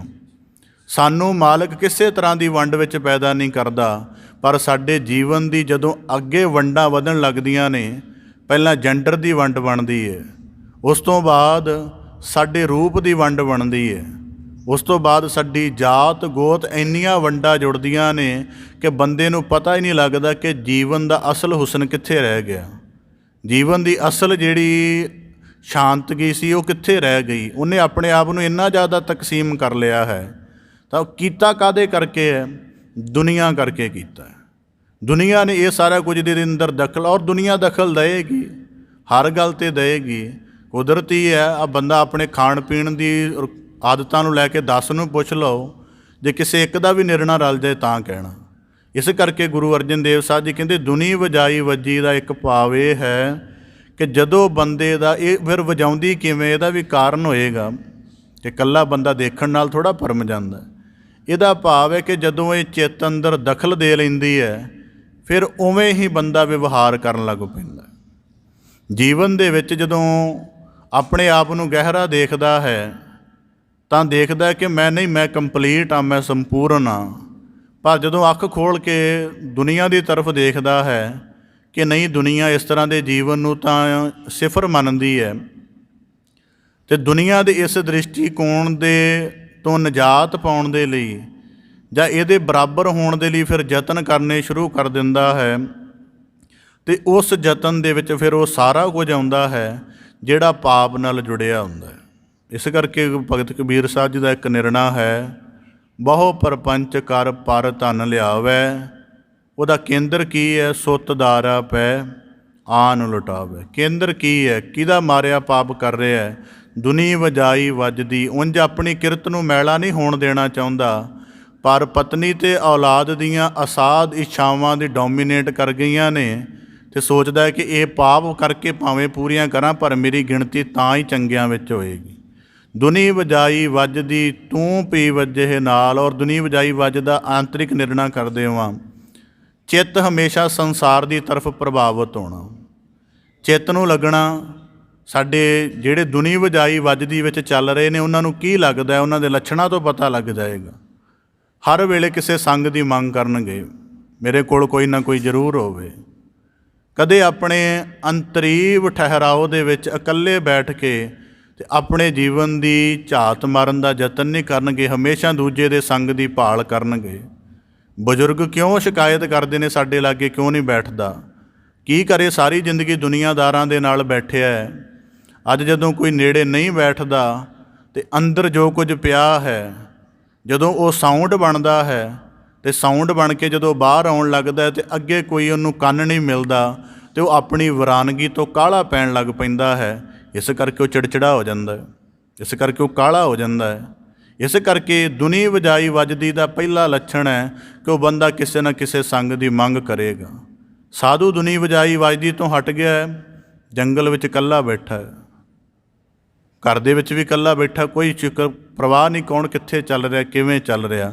ਦੁਨੀਆਦਾਰ ਜਿਹੜਾ ਪਹਿਲਾ ਬੰਦਾ ਉਹ ਹਮੇਸ਼ਾ ਸੰਗ ਦੀ ਮੰਗ ਕਰੇਗਾ। ਹੈਰਾਨਗੀ ਦੀ ਗੱਲ ਇਹ ਹੁੰਦੀ ਹੈ, ਕਈ ਦਫਾ ਦੇਖੀਦਾ, ਬਾਜ਼ਾਰ ਜਾਣਾ ਸੰਗੀ ਚਾਹੀਦਾ, ਕਿਤੇ ਵੀ ਜਾਣਾ ਸੰਗੀ ਚਾਹੀਦਾ, ਗੁਰਦੁਆਰਾ ਆਉਣਾ ਸੰਗੀ ਚਾਹੀਦਾ, ਕਿਸੇ ਮ੍ਰਿਤਕ ਦੇ ਸਮੇਂ 'ਤੇ ਜਾਣਾ ਭਾਵੇਂ ਅਗਲਾ ਬੇਅਰਥ ਹੀ ਹੋਵੇ ਪਰ ਸੰਗੀ ਚਾਹੀਦਾ। ਇਹ ਦੁਨੀਆਦਾਰਾਂ ਦੇ ਪਹਿਲੇ ਲੱਛਣ ਨੇ। ਇਹ ਕਦੇ ਵੀ ਇਕੱਲੇ ਨਹੀਂ ਚੱਲਣਗੇ ਕਿਉਂਕਿ ਇਹਨਾਂ ਨੂੰ ਆਪਣੀ ਇਕੱਲਤਾ ਤੋਂ ਡਰ ਆਉਣ ਲੱਗ ਪੈਂਦਾ, ਕਿਉਂਕਿ ਆਪਣੇ ਅੰਤਰੀਵ ਨਾਲ ਜੁੜੇ ਨਹੀਂ ਹੋਏ। ਅੰਤਰੀਵ 'ਚੋਂ ਕੋਈ ਆਵਾਜ਼ ਨਹੀਂ ਸੁਣਾਈ ਦਿੰਦੀ। ਜੇ ਹੁਣ ਕੀਰਤਨ ਭਗਤੀ ਦੇ ਨਾਲ ਆਪਣੇ ਅੰਦਰ ਮਾਲਕ ਦੀ ਸਿਫਤ ਸਲਾਹ ਦਾ ਕੇਂਦਰ ਬਣਾਇਆ ਹੋਵੇ ਅਤੇ ਜਿਵੇਂ ਦਾ ਦ੍ਰਿਸ਼ ਦੇਖਦੇ ਜਾਣਗੇ ਉਵੇਂ ਦੇ ਜੀਵਨ ਦੇ ਅੰਦਰ ਗਿਆਨ ਦੇ ਸਿਫਤ ਦੇ ਫੁਰਨੇ ਬਣਦੇ ਜਾਣਗੇ, ਪਰ ਅੰਦਰ ਉਹ ਸਾਧਨਾ ਟਿਕਾਈ ਨਹੀਂ ਹੋਈ। ਕੀਰਤਨ ਭਗਤੀ ਦੇ ਨਾਲ ਆਪਣੇ ਅੰਦਰ ਕੋਈ ਕੇਂਦਰ ਐਸਾ ਬਣਾਇਆ ਨਹੀਂ ਜਿਹੜਾ ਸਦਾ ਇਹਨੂੰ ਪ੍ਰਭੂ ਦੀ ਧੁਨ ਨਾਲ ਜੋੜੀ ਰੱਖੇ। ਇਸ ਕਰਕੇ ਆਪਣੇ ਅੰਦਰ ਦੀ ਵਿਰਾਨਗੀ ਨੂੰ ਪੂਰਾ ਕਰਨ ਦੇ ਲਈ ਹਮੇਸ਼ਾ ਇੱਕ ਸੰਗ ਰੱਖਦੇ ਨੇ, ਹਮੇਸ਼ਾ ਹੀ। ਇਹ ਪਹਿਲਾ ਲੱਛਣ। ਦੂਜਾ ਹੈ ਹਮੇਸ਼ਾ ਸੰਸਾਰ ਨੂੰ ਪ੍ਰਾਥਮਿਕਤਾ ਦੇਣਗੇ, ਭਾਵ ਕਿ ਦਿਨ ਦੀ ਆਰੰਭ ਹੋਈ ਹੈ, ਦਿਨ ਦਾ ਆਰੰਭ ਹੋਇਆ ਹੈ, ਜੋ ਦੁਨੀਆਦਾਰ ਨੇ ਪੈਟਰਨ ਬਣਾਏ ਨੇ ਉਹਨੂੰ ਪ੍ਰਾਥਮਿਕਤਾ ਦੇਣਗੇ। ਸਵੇਰ ਦਾ ਭਾਵੇਂ ਸਰੀਰ ਦੀਆਂ ਕਿਰਿਆਵਾਂ ਬਣਾ ਸਾਦੀਆਂ ਹੋਣ, ਪਹਿਲਾਂ ਗਰਦਸ਼ ਕਰ ਨਿਕਲ ਜਾਓ ਨਗਰ ਦੇ ਬਾਹਰ। ਪਤਾ ਨਹੀਂ ਕਿਹੜੇ ਪੈਟਰਨ ਸਿੱਖ ਰਹੇ ਅਸੀਂ ਕਿ ਜਿਸ ਸਾਧਨਾ ਨੇ ਤੁਹਾਡੇ ਜੀਵਨ 'ਚ ਵਾਕਿਆ ਠਹਿਰਾਓ ਬਣਨਾ ਹੈ, ਉਸ ਠਹਿਰਾਓ ਦੇ ਕੇਂਦਰ ਨਾਲ ਜੁੜ ਕੇ ਜਿਸ ਰੈਸਟ ਪੋਜੀਸ਼ਨ ਨੇ ਜ਼ਿੰਦਗੀ ਦਾ ਠੀਕ ਤੁਹਾਡਾ ਸ਼ਾਂਤ ਪਦ ਘੜਨਾ ਹੈ, ਉਹਦੀ ਕੁਐਸਟ ਛੱਡ ਕੇ ਤੇ ਕਿਸੇ ਬਾਡੀ ਨੂੰ ਆਪਣੀ ਬਾਹਰ ਦੀ ਭਟਕਣ 'ਚ ਪਾ ਦਿੱਤਾ ਹੈ। ਇਹਨੂੰ ਐਥਿਕਸ ਦੇ ਨੁਕਤੇ ਤੋਂ ਦੇਖੋ ਤਾਂ ਵੀ ਗਲਤ ਹੈ, ਜੇ ਕਿਸੇ ਹੋਰ ਨੁਕਤੇ ਤੋਂ ਦੇਖੋ ਤਾਂ ਵੀ ਹੈ। ਇਹ ਸਾਡੇ ਵਿੱਚ ਵੱਡਾ ਟਰੈਂਡ ਚੱਲ ਪਿਆ ਹੈ ਕਿ ਉੱਠਦੇ ਸਾਰ ਬੰਦੇ ਦੀ ਗਰਦਸ਼ ਸ਼ੁਰੂ ਹੋ ਜਾਣੀ ਚਾਹੀਦੀ, ਚਾਹੇ ਸੈਰ ਦੇ ਰੂਪ 'ਚ ਹੋਵੇ ਚਾਹੇ ਕਿਸੇ ਹੋਰ ਰੂਪ 'ਚ ਹੋਵੇ। ਜੇ ਦੁਨੀਆ ਦੇ ਕਿਸੇ ਵੀ ਹਾਇਰ ਬੰਦੇ ਨੂੰ ਪੜ੍ਹ ਲਓ, ਸਾਇੰਸ ਵਾਲੇ ਨੂੰ ਪੜ੍ਹ ਲਓ, ਰਿਲੀਜਨ ਵਾਲੇ ਨੂੰ ਪੜ੍ਹ ਲਓ, ਕਿਸੇ ਨੂੰ ਪੜ੍ਹ ਲਓ, ਉਹ ਕਹਿੰਦਾ ਤੁਹਾਡੀ ਉਸ ਵਕਤ ਸਰੀਰ ਨੀਂਦ 'ਚੋਂ ਆਇਆ ਅਤੇ ਤੁਹਾਡੇ ਜੀਵਨ ਦੇ ਜਿੰਨੇ ਅੰਟੀਰੀਅਰ ਲੈਵਲ ਨੇ ਸਾਰੇ ਸ਼ਾਂਤ ਨੇ, ਅਤੇ ਇਹਨਾਂ ਦੇ ਵਿੱਚ ਉਹ ਕੁਝ ਪਾਓ ਜਿਹਨੇ ਤੁਹਾਨੂੰ ਸ਼ਾਂਤ ਕਰਨਾ ਹੈ। ਅਤੇ ਤੁਸੀਂ ਆਪਣੀ ਬਾਡੀ ਨੂੰ ਇਸ ਦੇ ਵਿੱਚ ਪਾ ਦਿੱਤਾ ਹੈ ਕਿ ਫਿਰ ਬਾਹਰ ਦੀ ਮੰਗ, ਆਪਣੀ ਰੈਸਟ ਪੋਜੀਸ਼ਨ ਦਾ ਵੀ ਚੰਗਾ ਪ੍ਰਯੋਗ ਨਹੀਂ ਕਰਦੇ। ਇਸ ਕਰਕੇ ਦੁਨੀਆਦਾਰ ਬੰਦੇ ਹਮੇਸ਼ਾ ਸੰਸਾਰ ਨੂੰ ਪ੍ਰਾਥਮਿਕਤਾ ਦੇਣਗੇ।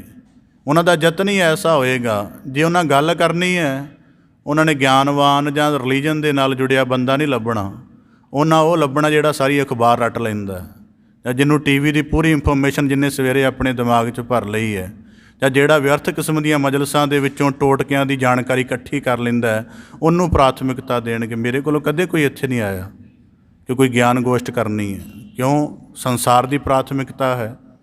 ਇਸ ਕਰਕੇ ਮੇਰੀ ਛੱਡੋ, ਮੈਂ ਤਾਂ ਕੋਈ ਉੱਤਮ ਨਹੀਂ, ਗੁਰੂ ਕੋਲ ਆ ਕੇ ਨਹੀਂ ਬੈਠਿਆ ਕਿ ਕੁਝ ਘੜੀਆਂ ਖੁਦ ਦੇਖਿਆ ਜਾਵੇ ਵਿਚਾਰ ਕਰਕੇ ਵੀ ਬਾਣੀ ਦਾ ਸੰਸਾਰ ਹੈ ਕਿਹੋ ਜਿਹਾ। ਇਸ ਕਰਕੇ ਦੁਨੀਆਦਾਰ ਬੰਦਾ ਬੈਠਣ ਦੇ ਲਈ, ਖਾਣ ਦੇ ਲਈ, ਵਰਤਾਉਣ ਦੇ ਲਈ, ਸੰਚਿਤ ਕਰਨ ਦੇ ਲਈ ਦੁਨੀਆ ਨੂੰ ਹੀ ਪ੍ਰਾਥਮਿਕਤਾ ਦੇਵੇਗਾ। ਉਹਨੇ ਜਦੋਂ ਵੰਡਣਾ ਵੀ ਹੈ ਉਦੋਂ ਵੀ ਉਹੀ ਲੱਭੇਗਾ ਜਿਹੜੇ ਉਹਦਾ ਬਾਅਦ ਦੇ ਵਿੱਚ ਬੜਾ ਲੰਮਾ ਜ਼ਿਕਰ ਕਰਨ, ਬਹੁਤ ਲੰਮਾ। ਇਸ ਕਰਕੇ ਅੱਜ ਦਾ ਦਾਨ ਵੀ ਤਾਂ ਹੀ ਨੁਮਾਇਸ਼ ਵਿੱਚ ਆ ਗਿਆ। ਇਸ ਕਰਕੇ ਫਿਰ ਉਹ ਜਿਹੜਾ ਚਿੱਤ ਹੈ ਉਹ ਬਾਰ-ਬਾਰ ਕਹਿੰਦਾ ਨਹੀਂ, ਤੇਰੀ ਜਿਹੜੀ ਅਸਲ ਜ਼ਿਕਰ ਹੈ ਉਹ ਦੁਨੀਆਦਾਰ ਨਾਲ ਜੋੜ ਕੇ ਬਣਾ। ਇਸ ਕਰਕੇ ਸਾਡਾ ਚਿੱਤ ਸਾਨੂੰ ਉੱਧਰ ਦੀ ਤਰਫ ਪ੍ਰੇਰਦਾ, ਕਿਉਂਕਿ ਸਾਧਨਾ ਨਹੀਂ ਕੀਤੀ ਹੋਈ। ਫਿਰ ਪਹਿਲਾ ਭਾਵ ਇਹ ਕਿ ਜਦੋਂ ਚਿੱਤ ਦੁਨੀਆ ਭਰਮਾ ਲੈਂਦੀ ਹੈ, ਫਿਰ ਬੰਦੇ ਕੋ ਆਪਣੇ ਸੋਚਣ ਸਮਝਣ ਦੇ ਢੰਗ ਨਹੀਂ ਰਹਿੰਦੇ। ਉਹ ਫਿਰ ਦੁਨੀਆ ਦੇ ਢੰਗਾਂ ਦੇ ਹਿਸਾਬ ਨਾਲ ਚੱਲਦਾ, ਉਹਦਾ ਉੱਠਣਾ ਬੈਠਣਾ ਸਾਰਾ ਕੁਝ ਦੁਨੀਆ ਨਿਰਧਾਰਿਤ ਕਰਦੀ, ਇੱਕ ਪ੍ਰਮਾਣ ਆਪਦੇ ਸਨਮੁਖ ਰੱਖਦੇ ਆ। ਇੱਕ ਸੂਫੀ ਸੰਤ ਸੀ, ਨਗਰ ਤੋਂ ਬਾਹਰ ਰਹਿੰਦਾ ਸੀ। ਜਿਉਂ ਜਿੱਦਣ ਪੈਦਾ ਹੋਇਆ ਸੀ ਉਸ ਤੋਂ ਥੋੜ੍ਹੇ ਸਮੇਂ ਬਾਅਦ ਹੀ ਨਗਰ ਤੋਂ ਬਾਹਰ ਚਲਾ ਗਿਆ। ਸਾਰੀ ਜ਼ਿੰਦਗੀ ਬਤੀਤ ਹੋ ਗਈ, ਆਪਣੀ ਅੰਤਮ ਅਵਸਥਾ 'ਤੇ ਆ ਗਿਆ, ਮ੍ਰਿਤੂ ਦੇ ਨੇੜੇ। ਉਸ ਨਗਰ ਦੇ ਵਿੱਚ ਕੋਈ ਜਗਿਆਸੂ ਬੰਦਾ ਪੈਦਾ ਹੋਇਆ, ਉਹ ਗਿਆ, ਉਹਨੂੰ ਪਤਾ ਲੱਗਾ ਕਿ ਸਾਡੇ ਨਗਰ ਵਿੱਚੋਂ ਕੋਈ ਉੱਠ ਕੇ ਬੰਦਾ ਇਸ ਨਗਰ ਵਿੱਚ ਨੇੜੇ ਨਗਰ ਦੇ ਬਾਹਰ ਜਾ ਕੇ ਬੈਠ ਗਿਆ। ਉਹਦਾ ਅਨੁਭਵ ਤਾਂ ਦੇਖ ਕੇ ਇਹ ਕੀ ਆਖਦਾ ਹੈ, ਉਹਨੇ ਹੁਣ ਤੱਕ ਕਮਾਇਆ ਕੀ ਹੈ। ਉਹਦੇ ਕੋਲ ਜਾ ਕੇ ਕਹਿਣ ਲੱਗਾ, ਤੁਹਾਨੂੰ ਪਤਾ ਸਾਡੇ ਨਗਰ ਦੀ ਵਸੋਂ ਕਿੰਨੀ ਹੈ? ਕਹਿਣ ਲੱਗਾ, ਹਾਂ ਬਿਲਕੁਲ ਪਤਾ ਹੈ। ਕਹਿੰਦਾ, ਕਿੰਨੀ ਹੈ? ਕਹਿੰਦਾ, 1। ਅੱਛਾ। ਉਹ ਕਹਿਣ ਲੱਗਾ, ਤੁਹਾਨੂੰ ਪਤਾ ਸਾਡੇ ਨਗਰ ਦੇ ਵਿੱਚ ਕਿੰਨੇ ਵੱਡੇ ਬੰਦੇ ਹਨ? ਕਹਿਣ ਲੱਗਾ, 1। ਕਹਿੰਦਾ, ਤੁਹਾਨੂੰ ਪਤਾ ਸਾਡੇ ਨਗਰ ਦੇ ਵਿੱਚ ਰੋਜ਼ਾਨਾ ਕਿੰਨੀਆਂ ਗੱਲਾਂ ਹੁੰਦੀਆਂ ਨੇ? ਕਹਿੰਦਾ, 1। ਉਹ ਜਿੰਨੀਆਂ ਗੱਲਾਂ ਕਰੇ ਸਾਰੀਆਂ ਦਾ ਜਵਾਬ 1। ਉਹ ਫਿਰ ਜਗਿਆਸੂ ਕਹਿਣ ਲੱਗਾ, ਤੁਸੀਂ ਬੜੇ ਅਚੇਤ ਹੋ, ਤੁਹਾਨੂੰ ਕੱਖ ਨਹੀਂ ਪਤਾ ਨਗਰ ਬਾਰੇ, ਨਾ ਵਸੋਂ ਬਾਰੇ ਪਤਾ ਹੈ, ਨਾ ਉੱਥੇ ਜੋ ਜੀਵਨ ਚੱਲਦਾ ਹੈ ਕੁਝ ਹੋਰ ਚੱਲਦਾ, ਕੱਖ ਨਹੀਂ ਪਤਾ, ਤੁਸੀਂ ਤਾਂ ਬੜੇ ਅਣਜਾਣ ਹੋ। ਕਦੇ ਤੁਹਾਨੂੰ ਨਗਰ 'ਚ ਫੇਰਾ ਮਾਰ ਆਉਣਾ ਚਾਹੀਦਾ ਸੀ, ਤਾਂ ਕਿ ਜਿੱਥੇ ਜੰਮੇ ਪਲੇ ਉੱਥੋਂ ਦਾ ਪਤਾ ਤਾਂ ਹੁੰਦਾ। ਫਿਰ ਉਹ ਮਹਾਤਮਾ ਉਸ ਨੂੰ ਉੱਤਰ ਦਿੰਦਿਆਂ ਕਹਿਣ ਲੱਗੇ ਕਿ ਹੈ ਸਾਰਾ ਇੱਕੋ, ਤੈਨੂੰ ਹੁਣ ਸਮਝਾ ਦਿਆਂ, ਤਰਤੀਬ ਦੇ ਵਿੱਚ ਬੈਠ ਜਾ। ਉਹਨੂੰ ਬਿਠਾ ਕੇ ਕਹਿਣ ਲੱਗੇ, ਤੂੰ ਆਬਾਦੀ ਦੀ ਗਿਣਤੀ ਕਰੇਂਗਾ 4-5 ਹਜ਼ਾਰ ਹੋਏਗੀ, ਪਰ ਮੈਂ ਸਮਝਦਾ ਕਿ ਇੱਕੋ ਜੋਤ ਸਰੂਪ ਨੇ ਆਪਣਾ ਪਸਾਰਾ ਕੀਤਾ ਹੈ। ਉਹ ਪਸਾਰਾ ਭਾਵੇਂ 5000 ਦੀ ਗਿਣਤੀ ਤੱਕ ਚੱਲਿਆ ਜਾਵੇ, ਜੇ ਤੂੰ ਅੱਜ 5000 ਵੱਸੋਂ ਕਹਿ ਵੀ ਦੇਵੇਂ ਤੇ ਕੀ ਇਹ 5000 ਵੱਸੋਂ ਦੀ ਗਿਣਤੀ ਟਿਕੀ ਰਹੇਗੀ? ਜਦੋਂ ਇਹ ਸਾਰੀ ਮਿਟ ਜਾਵੇਗੀ ਉਦੋਂ ਕੀ ਰਹੇਗਾ? ਜਾਂ ਜਦੋਂ ਇਹ ਪੈਦਾ ਹੋਈ ਹੈ ਉਹ ਸੈਂਟਰ ਕਿਹੜਾ? ਉਹ ਇੱਕੋ ਹੀ ਹੈ। ਇਸ ਕਰਕੇ ਅਸਲ ਗਿਣਤੀ 1 ਦੀ ਹੈ। ਫਿਰ ਕਹਿਣ ਲੱਗਾ, ਤੂੰ ਕਹਿ ਕਿ ਨਗਰ ਦੇ ਵਿੱਚ ਜਿਹੜੇ ਬੜੇ ਵੱਡੇ ਲੋਕ ਹਨ, ਕਹਿਣ ਲੱਗਾ, ਵੱਡੇ ਲੋਕ ਵੀ ਇੱਕੋ ਨੇ ਹੀ ਪੈਦਾ ਕੀਤੇ ਹਨ। ਜੇ ਉਹ ਬੜੀ ਜ਼ਮੀਨ ਦੇ ਮਾਲਕ ਹਨ ਤੇ ਉਹ ਸਿਰਜਣਹਾਰ ਨੇ ਪੈਦਾ ਕੀਤੀ ਹੈ। ਜੇ ਉਹ ਬੜੇ ਗਿਆਨੀ ਪੰਡਤ ਹਨ, ਬੜੇ ਵਿਦਵਾਨ ਹਨ, ਤੇ ਉਹ ਵੀ ਬੁੱਧ ਮਾਲਕ ਨੇ ਪੈਦਾ ਕੀਤੀ ਹੈ। ਅਤੇ ਜੀਵਨ ਦੇ ਵਿੱਚ ਜੇ ਉਹ ਸ਼ਾਸਨ ਸੱਤਾ ਚਲਾਉਂਦੇ ਹਨ ਅਤੇ ਦੂਜਿਆਂ ਦੇ ਜੀਵਨ 'ਚ ਅਧੂਰਾਪਣ ਵੀ ਉਸ ਇੱਕ ਨੇ ਪੈਦਾ ਕੀਤਾ, ਤਾਂ ਕਿ ਦੂਜੇ ਦੀ ਸ਼ਾਸਨ ਸੱਤਾ ਹੋ ਸਕੇ। ਇਸ ਕਰਕੇ ਉਹ ਇੱਕ ਹੈ। ਫਿਰ ਕਹਿਣ ਲੱਗਾ, ਤੂੰ ਅੱਗੇ ਜ਼ਿਕਰ ਕੀਤਾ ਕਿ ਬੜੀਆਂ ਕਿਰਿਆਵਾਂ ਹੁੰਦੀਆਂ ਨੇ। ਕਹਿਣ ਲੱਗਾ, ਕਿਰਿਆਵਾਂ ਕਰਨ ਵਾਲਾ ਕਾਲ ਇੱਕੋ ਹੈ। ਕਾਲ ਦੀ ਗਤੀ ਚੱਲਦੀ ਹੈ, ਕਿਸੇ ਦੇ ਘਰ ਬੱਚੇ ਦਾ ਜਨਮ ਹੋ ਜਾਂਦਾ, ਖੁਸ਼ੀਆਂ ਬਣ ਜਾਂਦੀਆਂ ਨੇ। ਕਾਲ ਦੀ ਗਤੀ ਚੱਲਦੀ ਹੈ, ਕਿਸੇ ਦੇ ਘਰੇ ਮ੍ਰਿਤੂ ਹੋ ਜਾਂਦੀ ਹੈ, ਉੱਥੇ ਵਿਰਲਾਪ ਹੋਣਾ ਸ਼ੁਰੂ ਹੋ ਜਾਂਦਾ ਹੈ। ਗਤੀ ਤਾਂ ਕਾਲ ਦੀ ਇੱਕੋ ਹੀ ਹੈ ਨਾ। ਜਦੋਂ ਉਹਨੇ ਮਹਾਤਮਾ ਦਾ ਇਹ ਸਾਰਾ ਅਨੁਭਵ ਸੁਣਿਆ, ਬੜਾ ਹੈਰਾਨ ਹੋਇਆ। ਇਹਨੂੰ ਗੁਰਬਾਣੀ ਦੇ ਵਿੱਚ ਆਖਦੇ ਨੇ ਇੱਕੋ ਦ੍ਰਿਸ਼ਟ ਹੋਣਾ। ਅਸੀਂ ਕਦੋਂ ਵੀ ਖਬਰਾਂ ਕਈ ਦਫਾ ਜਿਹੜੇ ਆ TV ਟੂਵੀ ਜ਼ਿਆਦਾ ਦੇਖਦੇ, ਇਹਨਾਂ ਦੀ ਮਾਨਸਿਕਤਾ ਬੜੀ ਕਮਾਲ ਦੀ ਹੁੰਦੀ ਹੈ।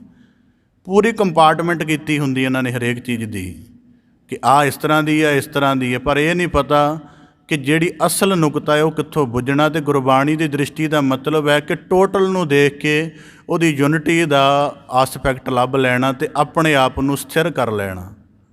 ਹੁਣ ਉਦਾਹਰਨ ਦੇ ਤੌਰ 'ਤੇ ਜੇ ਅਵਗੁਣਾਂ ਦੀ ਚਰਚਾ ਕਰਾਂਗੇ ਤਾਂ ਮੁੱਕੇਗਾ ਨਹੀਂ, ਪਰ ਇਹਦਾ ਸਾਰੇ ਦਾ ਸੈਂਟਰ ਬਣਦਾ ਹੈ ਕਿ ਜਦੋਂ ਬੰਦਾ ਆਪਣੇ ਆਪ ਤੋਂ ਅਚੇਤ ਹੋ ਜਾਂਦਾ ਹੈ, ਆਪਣੀ ਪਵਿੱਤਰਤਾ ਤੋਂ, ਉਹਦੇ ਅਵਗੁਣੀ ਹੁੰਦਾ ਹੀ ਹੁੰਦਾ, ਭਾਵੇਂ ਉਹ ਫਿਰ ਦੁਰਾਚਾਰੀ ਕਿਉਂ ਨਾ ਹੋ ਜਾਵੇ। ਇਸ ਕਰਕੇ ਗੁਰੂ ਅਰਜਨ ਦੇਵ ਸਾਹਿਬ ਜੀ ਬਖਸ਼ਿਸ਼ ਕਰਦੇ, ਦੁਨੀ ਵਜਾਈ ਵੱਜਦੀ। ਬੜੇ ਜ਼ਿਆਦਾ ਕਿਸੇ ਦਿਨ ਇੱਕ ਬਹੁਤ ਨਿਮਨ ਜਾਂ ਨੁਕਤਾ ਆਪਦੇ ਸਨਮੁਖ ਅਰਜ ਕਰਦੇ ਹਾਂ, ਸ਼ਾਇਦ ਆਪ ਜੀ ਨੂੰ ਯੋਗ ਨਾ ਲੱਗੇ, ਗੁਸਤਾਖੀ ਮਾਫ, ਪਰ ਪਹਿਲ ਫਿਰ ਵੀ ਅਰਜ ਕਰਦੇ ਹਾਂ। ਕਿਸੇ ਦਫਾ ਕੋਈ ਗੱਲਬਾਤ ਕਿਸੇ ਦੀ ਚੱਲ ਰਹੀ ਸੀ, ਸੁਣ ਰਿਹਾ ਸਾਂ, ਸੁਣ ਨਹੀਂ ਸੀ ਰਿਹਾ, ਕੁਦਰਤੀ ਕੰਨੀ ਪੈ ਰਹੀ ਸੀ। ਸੁਣਨ ਦੇ ਲਈ ਤਾਂ ਤਵੱਜੋ ਦੇਣੀ ਪੈਂਦੀ, ਕੁਦਰਤੀ ਕੰਨੀ ਪੈ ਰਹੀ ਸੀ। ਉਹ ਦੂਸਰੇ ਨੂੰ ਕਹਿ ਰਿਹਾ ਸੀ ਕਿ ਤੂੰ ਅੱਜ ਲੇਟ ਆਇਆ ਗੁਰੂ ਘਰ, ਕੀ ਗੱਲ ਹੋ ਗਈ? ਉਹ ਕਹਿਣ ਲੱਗਾ ਕਿ ਜਿਹੜੇ ਕੱਲ੍ਹ ਬਸਤਰ ਪਾਏ ਸੀ ਉਹ ਪਾਉਣ ਨੂੰ ਜੀਅ ਨਹੀਂ ਕੀਤਾ, ਅਤੇ ਨਵੇਂ ਬਸਤਰ ਦਰਜੀ ਕੋਲ ਲਿਆਉਣੇ ਸੀ, ਉੱਥੇ ਕਾਫੀ ਸਮਾਂ ਲੱਗ ਗਿਆ, ਕੁਝ ਗੱਲਾਂ ਬਾਤਾਂ ਕਰਨ ਲੱਗ ਪਏ ਤਾਂ ਲੱਗਿਆ। ਜ਼ਿਕਰ ਦੇਖ ਲਓ, ਗੁਰੂ ਘਰ ਦੀ ਦੇਰੀ ਦਾ ਹਵਾਲਾ ਕੀ ਆਉਣ ਦਾ, ਕਿ ਬਸਤਰਾਂ ਦੀ ਚੋਣ ਜਾਂ ਲਿਆਉਣ ਦੇ ਵਿੱਚ ਮਸਲਾ ਪੈ ਗਿਆ। ਕਾਰਨ ਕੀ ਹੈ ਕਿ ਗੁਰੂ ਨੇ ਤਾਂ ਤੇਰਾ ਅੰਤਰੀਵ ਦੇਖਣਾ ਹੈ। ਜੇ ਬਸਤਰਾਂ ਦੀ ਗੱਲ ਦੇਖਣੀ ਹੋ ਤਾਂ ਫਿਰ ਇਕੱਲਾ ਅਮੀਰਾਂ ਦੇ ਤਾਹਤ ਹੀ ਗੁਰੂ ਦਾ ਸਿਲਸਿਲਾ ਸੀਮਤ ਹੋ ਜਾਏ। ਤੇਰੇ ਅੰਤਰੀਵ ਸਵਾਰਨ ਦੀ ਗੱਲ ਹੈ, ਉਹਦੇ 'ਤੇ ਜਰਾ ਜਿੰਨਾ ਧਿਆਨ ਨਹੀਂ, ਪਰ ਜਿਹੜਾ ਬਾਹਰ ਹੈ ਉੱਥੇ ਪੂਰਾ ਦਾ ਪੂਰਾ ਤਾਣ ਲੱਗਿਆ ਹੋਇਆ। ਇਹ ਦੁਨੀਆਦਾਰੀ ਹੈ, ਇੱਥੇ ਵੀ ਦਖਲ ਕਰਦੀ। ਹੋਰ ਇੱਕ ਛੋਟਾ ਨਿਮਨ ਨੁਕਤਾ ਅਰਜ ਕਰਦਿਆਂ, ਤਾਂ ਕਿ ਜੇ ਗੱਲ ਚੱਲੀ ਹੈ ਤਾਂ ਪਤਾ ਲੱਗ ਜਾਏ। ਦੁਨੀਆਦਾਰੀ ਦੀ ਭਟਕਣ ਨੂੰ ਇੱਥੋਂ ਤੱਕ ਵੀ ਸ਼ਾਂਤ ਨਹੀਂ ਕਰ ਸਕਦਾ ਕਿ ਮੇਰੇ ਮੋਬਾਈਲ ਦੀ ਜਿਹੜੀ ਧੁਨ ਹੈ ਉਹੀ ਸ਼ਾਂਤ ਰਹਿ ਲੇ ਮਾੜੀ ਮੋਟੀ। ਉਹਨੂੰ ਵੀ ਪੂਰਾ ਦਾ ਪੂਰਾ ਨਾਲ ਹੀ ਲੈ ਕੇ ਆਇਆ ਔਰ ਪੂਰੀ ਨੁਮਾਇਸ਼ ਵੀ ਕਰਦਾ, ਬਾਅਦ ਜਲਦੀ ਕੰਟਰੋਲ ਵੀ ਨਹੀਂ ਹੁੰਦੀ। ਧੁਨੀ ਵਜਾਈ ਵੱਜਦੀ, ਕਿਹੜੀ ਐਸੀ ਇਨਫੋਰਮੇਸ਼ਨ ਹੈ ਜਿਹੜੀ 45 ਮਿੰਟ ਦੇ ਵਿੱਚ ਵਾਪਰ ਜਾਣੀ ਹੈ ਅਤੇ ਬਾਅਦ ਦੇ ਵਿੱਚ ਤੇਰੇ ਕੋਲੋਂ ਕਵਰ ਨਹੀਂ ਹੋਣੀ। ਦੁਨੀਆਦਾਰੀ ਦਾ ਸਿਲਸਿਲਾ ਵੈਸੇ ਵੀ 9 ਵਜੇ ਸ਼ੁਰੂ ਹੁੰਦਾ ਹੈ, ਗੁਰੂ ਦਰਬਾਰ ਦਾ ਸਮਾਂ ਤਾਂ 9 ਵਜੇ ਤੋਂ ਪਹਿਲਾਂ ਹੁੰਦਾ ਹੈ। ਕੋਈ ਬੰਦਾ ਹਵਾਲਾ ਤਾਂ ਦੇਵੇ ਕਿ ਬੜੀ ਕਿਸੇ ਵੱਡੀ ਇਨਵੈਸਟੀਗੇਸ਼ਨ ਟੀਮ 'ਚ ਲੱਗਾ ਕਿ ਅਚਾਨਕ ਰੇਡ ਕਰਨੀ ਪੈਣੀ ਹੈ ਅਤੇ ਤੈਨੂੰ ਗੁਰੂ ਘਰੋਂ ਭੱਜਣਾ ਪਏਗਾ, ਜਾਂ ਕਾਲ ਦੀ ਮਾਰ ਚੱਲ ਰਹੀ ਹੈ ਅਤੇ ਹਰ ਸਕਿੰਟ ਦੇ ਵਿੱਚ 10 ਮੌਤਾਂ ਹੋ ਰਹੀਆਂ ਨੇ, ਤੇਰਾ ਪਰਿਵਾਰ ਸਕਿੰਟ 'ਚ ਖਾਲੀ ਹੋ ਜਾਣਾ ਹੈ, ਤਾਂ ਇਨਫੋਰਮੇਸ਼ਨ ਦਾ ਸੈਂਟਰ ਨਾਲ ਲੈ ਕੇ ਆਇਆ। ਇਸ ਕਰਕੇ ਧੁਨੀ ਵਜਾਈ ਵੱਜਦੀ, ਇਹ ਆਮ ਨਹੀਂ ਗੱਲਾਂ। ਇਹਨੂੰ ਜਦੋਂ ਕਿਸੇ ਨੁਕਤੇ ਨਾਲ ਜੋੜ ਕੇ ਦੇਖਾਂਗੇ ਕਿ ਆਪਣੇ ਆਪ ਨੂੰ ਪੂਰੀ ਪੋਜੀਸ਼ਨ ਦੇ ਵਿੱਚ ਲਿਆ ਕੇ ਵੀ ਰੱਖਣਾ ਅਧੂਰਾ ਹੈ, ਅਤੇ ਉੱਥੇ ਫਿਰ ਸਾਰਾ ਤਰ੍ਹਾਂ ਦਾ ਜੀਵਨ ਚੱਲਦਾ। ਇਸ ਕਰਕੇ ਬਾਬਾ ਗੁਰੂ ਅਰਜਨ ਦੇਵ ਸਾਹਿਬ ਜੀ ਕਹਿੰਦੇ ਤੂੰ ਪੀ ਵੱਜੇ ਨਾਲ, ਸਾਰਿਆਂ ਨੁਕਤਿਆਂ ਦੇ ਨਾਲ ਹੀ ਬੰਦਾ ਵੱਜਦਾ ਹੈ। ਮਤਲਬ ਢੋਲ ਦੀ ਆਪਣੀ ਕੋਈ ਮਰਜ਼ੀ ਨਹੀਂ, ਜਿਹੜਾ ਮਰਜ਼ੀ ਜਦੋਂ ਮਰਜ਼ੀ ਡਗਾ ਲਗਾ ਦੇ।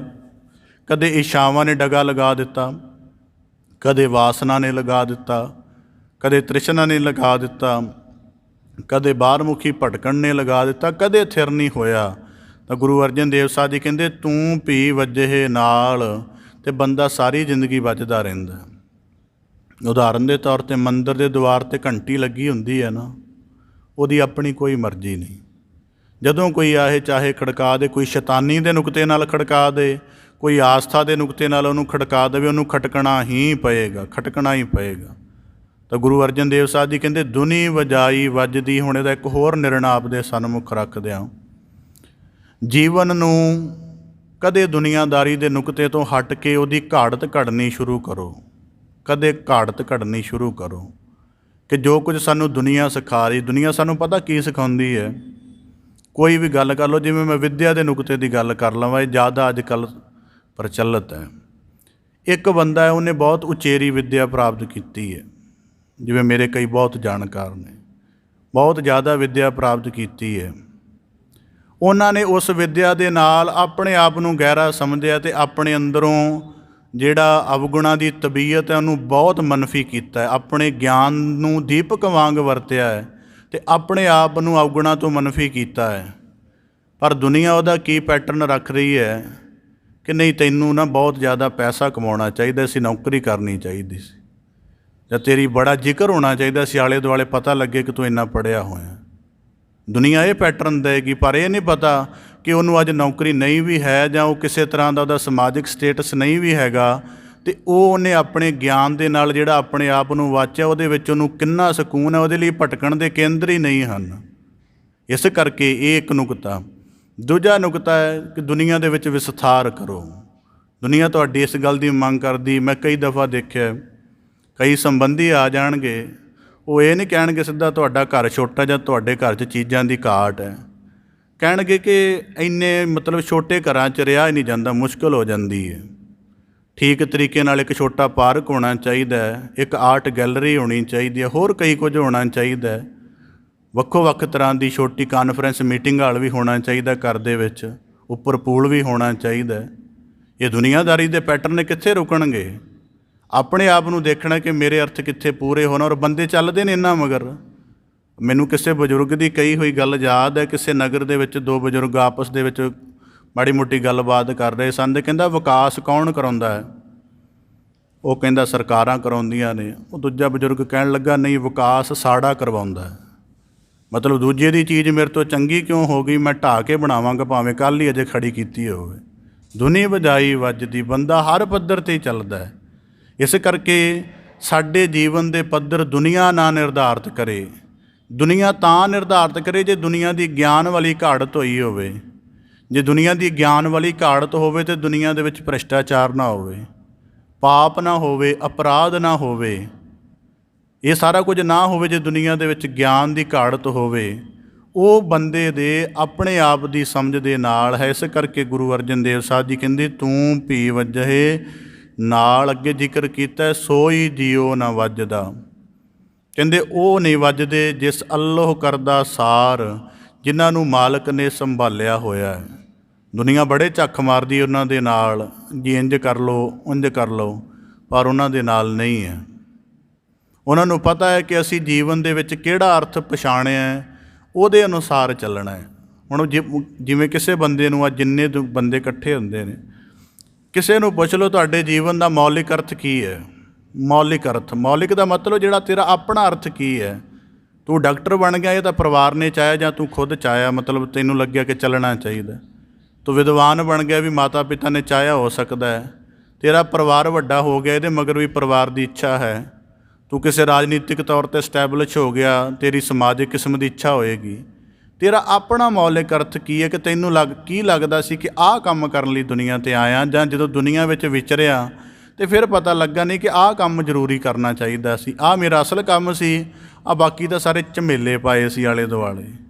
ਕਿਸੇ ਕੋਲੋਂ ਕੋਈ ਪਛਾਣ ਨਹੀਂ। ਕਿਉਂਕਿ ਅਸੀਂ ਬਿਲਕੁਲ ਹੀ ਉਹ ਹੈਰਾਨਗੀ ਹੁੰਦੀ। ਮੈਂ ਤਾਂ ਕਈ ਦਫਾ ਦੇਖਦਾ ਹੁੰਦਾ ਬੜੀ ਗਹਿਰਾਈ ਦੇ ਨਾਲ, ਜਦੋਂ ਬੱਚਿਆਂ ਦੀ ਪਰਵਰਿਸ਼ ਦੇਖਦਾ ਕਈਆਂ ਘਰਾਂ ਦੇ ਵਿੱਚ, ਤਾਂ ਫਿਰ ਅਸਿੱਧੇ ਰੂਪ 'ਚ ਜੇ ਸ਼ਬਦ ਵਰਤਣਾ ਹੋਵੇ, ਬਿਲਕੁਲ ਵੈਸੇ ਤਾਂ ਸ਼ਬਦ ਬੜਾ ਬਾਰੀਕ ਬਣਦਾ, ਫਿਰ ਸਿੱਧਾ ਜਿਹਾ ਕਹਿਣਾ ਹੋਵੇ ਤਾਂ ਕਹੀਦਾ ਕਿ ਬੱਚਾ ਤਾਂ ਤੂੰ ਜ਼ਰੂਰ ਪੈਦਾ ਹੋ ਗਿਆ ਇਹਨਾਂ ਦੇ ਘਰ, ਪਰ ਪੈਦਾ ਗੁਲਾਮ ਹੋ ਕੇ ਹੋਇਆ। ਤੇਰੇ ਉੱਠਣ ਦੀ ਕਿਰਿਆ ਨੂੰ, ਤੇਰੇ ਹੱਸਣ ਦੀ ਕਿਰਿਆ ਨੂੰ, ਤੇਰੇ ਸੌਣ ਦੀ ਕਿਰਿਆ ਨੂੰ ਅਤੇ ਤੇਰੇ ਚੀਜ਼ਾਂ ਦੇ ਦੇਖਣ ਦੀ ਕਿਰਿਆ ਨੂੰ ਤੇਰਾ ਪਰਿਵਾਰ ਨਿਰਧਾਰਿਤ ਕਰ ਰਿਹਾ। ਤੇਰੀ ਮੈਮਰੀ ਨੂੰ ਵੀ ਤੇਰਾ ਪਰਿਵਾਰ ਨਿਰਧਾਰਿਤ ਕਰ ਰਿਹਾ ਹੈ। ਤੇਰੀ ਜਿਹੜੀ ਜਿੰਨਾ ਕੁਝ ਵੀ ਹੈ, ਇਹਦਾ ਮਤਲਬ ਤੇਰੇ ਜੀਵਨ ਦੇ ਉੱਪਰ ਉਹ ਦਬਾਅਕਾਰੀ ਹਨ।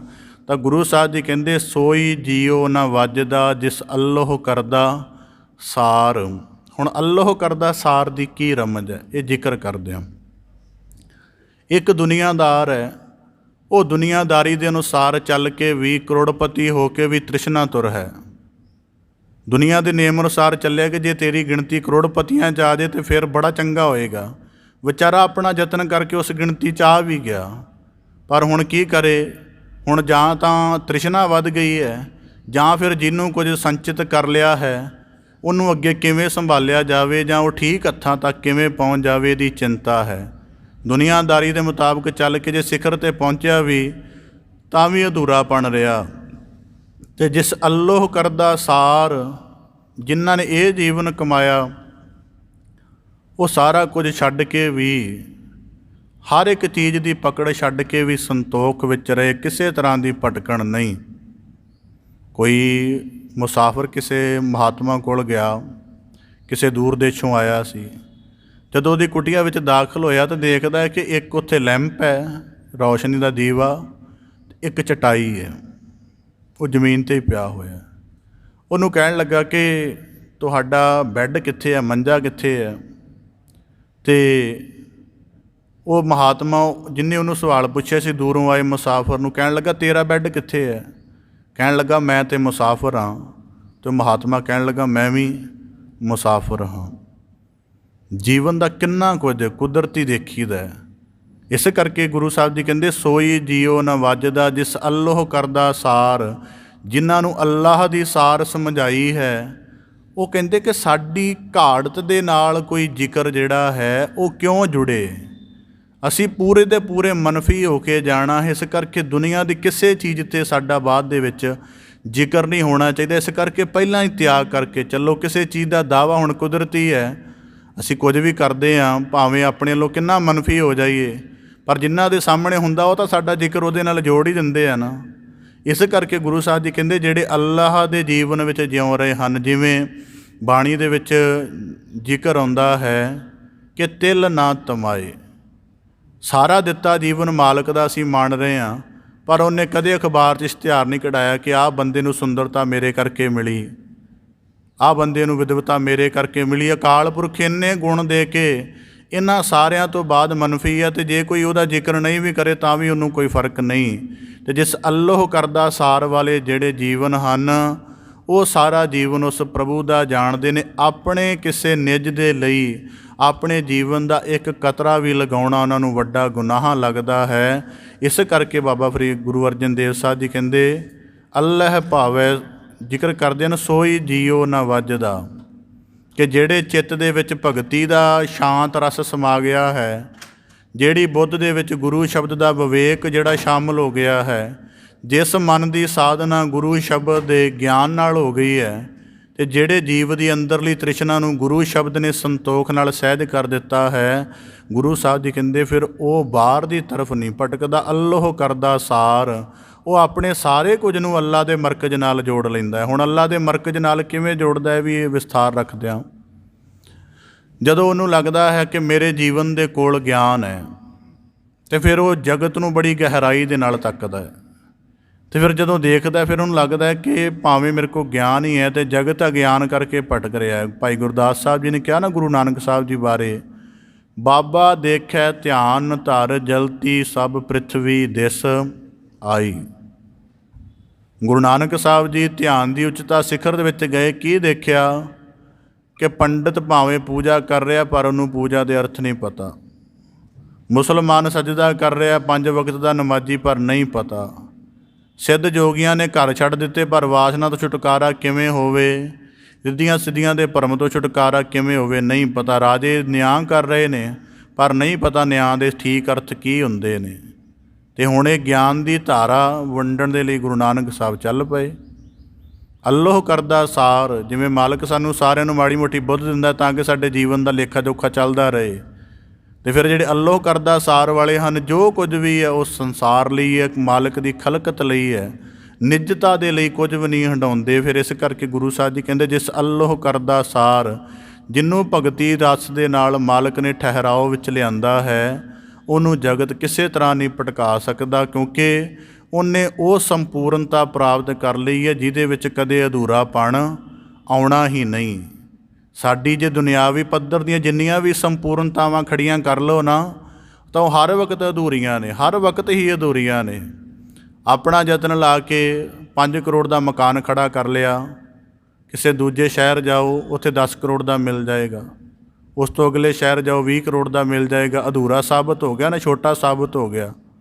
ਕਿਸੇ ਵੀ ਪੱਧਰ ਤੋਂ ਦੁਨੀਆਦਾਰੀ ਦੀ ਸੰਪੂਰਨਤਾ ਖੜੀ ਕਰ ਲਓ ਕਿ ਮੈਂ ਕੰਪਲੀਟ ਹੋ ਗਿਆ ਦੁਨੀਆਦਾਰੀ ਤੋਂ, ਪਰ ਫਿਰ ਵੀ ਅਧੂਰਾ ਲੱਗੇਗਾ। ਕਿਸੇ ਵੀ ਨੁਕਤੇ ਦੀ ਗੱਲ ਕਰ ਲਓ ਤਾਂ ਗੁਰੂ ਸਾਹਿਬ ਜੀ ਕਹਿੰਦੇ ਸੋਈ ਜੀਓ ਨਾ ਵੱਜਦਾ, ਪਰ ਜਿਹੜੇ ਭਗਤੀ ਦੇ ਨਾਲ ਪੁਰਚੇ ਗਏ ਹਨ ਤੇ ਜਿਨ੍ਹਾਂ ਗਿਆਨ ਰੂਪ ਧਨ ਕਮਾ ਕੇ ਆਪਣੇ ਆਪ ਨੂੰ ਸ਼ਾਂਤ ਕਰ ਲਿਆ ਹੈ, ਉਹਨਾਂ ਦੀ ਬਰਾਬਰੀ ਜਗਤ ਵਿੱਚ ਕੋਈ ਹੋਰ ਨਹੀਂ ਕਰ ਸਕਦਾ। ਉਹ ਵਾਕਿਆ ਹੀ ਸੰਪੂਰਨ ਹਨ।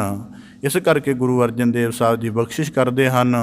ਸਾਡੇ ਜੀਵਨ ਦਾ ਕੁਦਰਤੀ ਆਸਾ ਦੀ ਵਾਰ ਦਾ ਕੀਰਤਨ ਸੁਣਦੇ, ਉਹਦੇ ਵਿੱਚ ਇੱਕ ਜ਼ਿਕਰ ਆਉਂਦਾ, ਵੱਡਾ ਹੋਆ ਦੁਨੀਦਾਰ ਗਲ ਸੰਗਲ ਘੱਤ ਚਲਾਇਆ, ਅੱਗੇ ਕਰਨੀ ਕੀਰਤ ਵਾਚੀਐ ਬੈ ਲੈਖਾ ਕਰ ਸਮਝਾਇਆ, ਥਾਓ ਨਾ ਹੋਵੀ ਪਾਉਂਦਈ ਹੁਣ ਸੁਣੀਐ ਕਿਆ ਰੂਹ ਆਇਆ, ਮਨ ਅੰਧੈ ਜਨਮ ਗਵਾਇਆ। ਦੁਨੀਆਦਾਰੀ ਨੂੰ ਦੇ ਦਿੱਤੇ ਨੇ 50 ਸਾਲ, ਹੁਣ ਜਿਹੜੇ ਲਾਸਟ ਸਾਲ ਨੇ ਉਹ ਥੋੜ੍ਹੇ ਨਿਰੰਕਾਰੀ ਜੀਵਨ ਦੀ ਤਰਫ ਹੋ ਜਾਣ। ਸਤਿਗੁਰੂ ਕਿਰਪਾ ਕਰੇ, ਪਾਵਨ ਸ਼ਲੋਕ ਦਾ ਭਾਵ ਉਪਦੇਸ਼ ਸਾਡੇ ਸਾਰਿਆਂ ਦੇ ਹਿਰਦੇ ਅੰਦਰ ਵਸ ਜਾਏ। ਆਪਣੇ ਜੀਵਨ ਨੂੰ ਅਧਿਆਤਮਿਕ ਲਾਹਾ ਪ੍ਰਾਪਤ ਕਰਨ ਦਾ, ਗੁਰੂ ਸ਼ਬਦ ਦੀ ਕਾਰ ਕਮਾਉਣ ਦਾ ਕੇਂਦਰ ਬਣਾਈਏ, ਤਾਂ ਹੀ ਸਾਡੇ ਜੀਵਨ ਦੀ ਸਫਲਤਾ ਹੈ ਜੀ। ਆਪ ਜੀ ਦੇ ਸਨਮੁਖ ਪਾਵਨ ਬਾਣੀ ਦੀ ਲੜੀਵਾਰ ਵਿਆਖਿਆ ਦਾ ਯਤਨ ਰੱਖਦਿਆਂ ਹੋਈਆਂ ਬੇਅੰਤ ਭੁੱਲਾਂ ਦੀ ਖਿਮਾ ਜਾਚਨਾ ਜੀ। ਬੜੇ ਅਦਬ ਸਹਿਤ ਗੱਜ ਕੇ ਫਤਿਹ ਅਰਜ ਕਰੋ ਜੀ। ਵਾਹਿਗੁਰੂ ਜੀ ਕਾ ਖਾਲਸਾ, ਵਾਹਿਗੁਰੂ ਜੀ।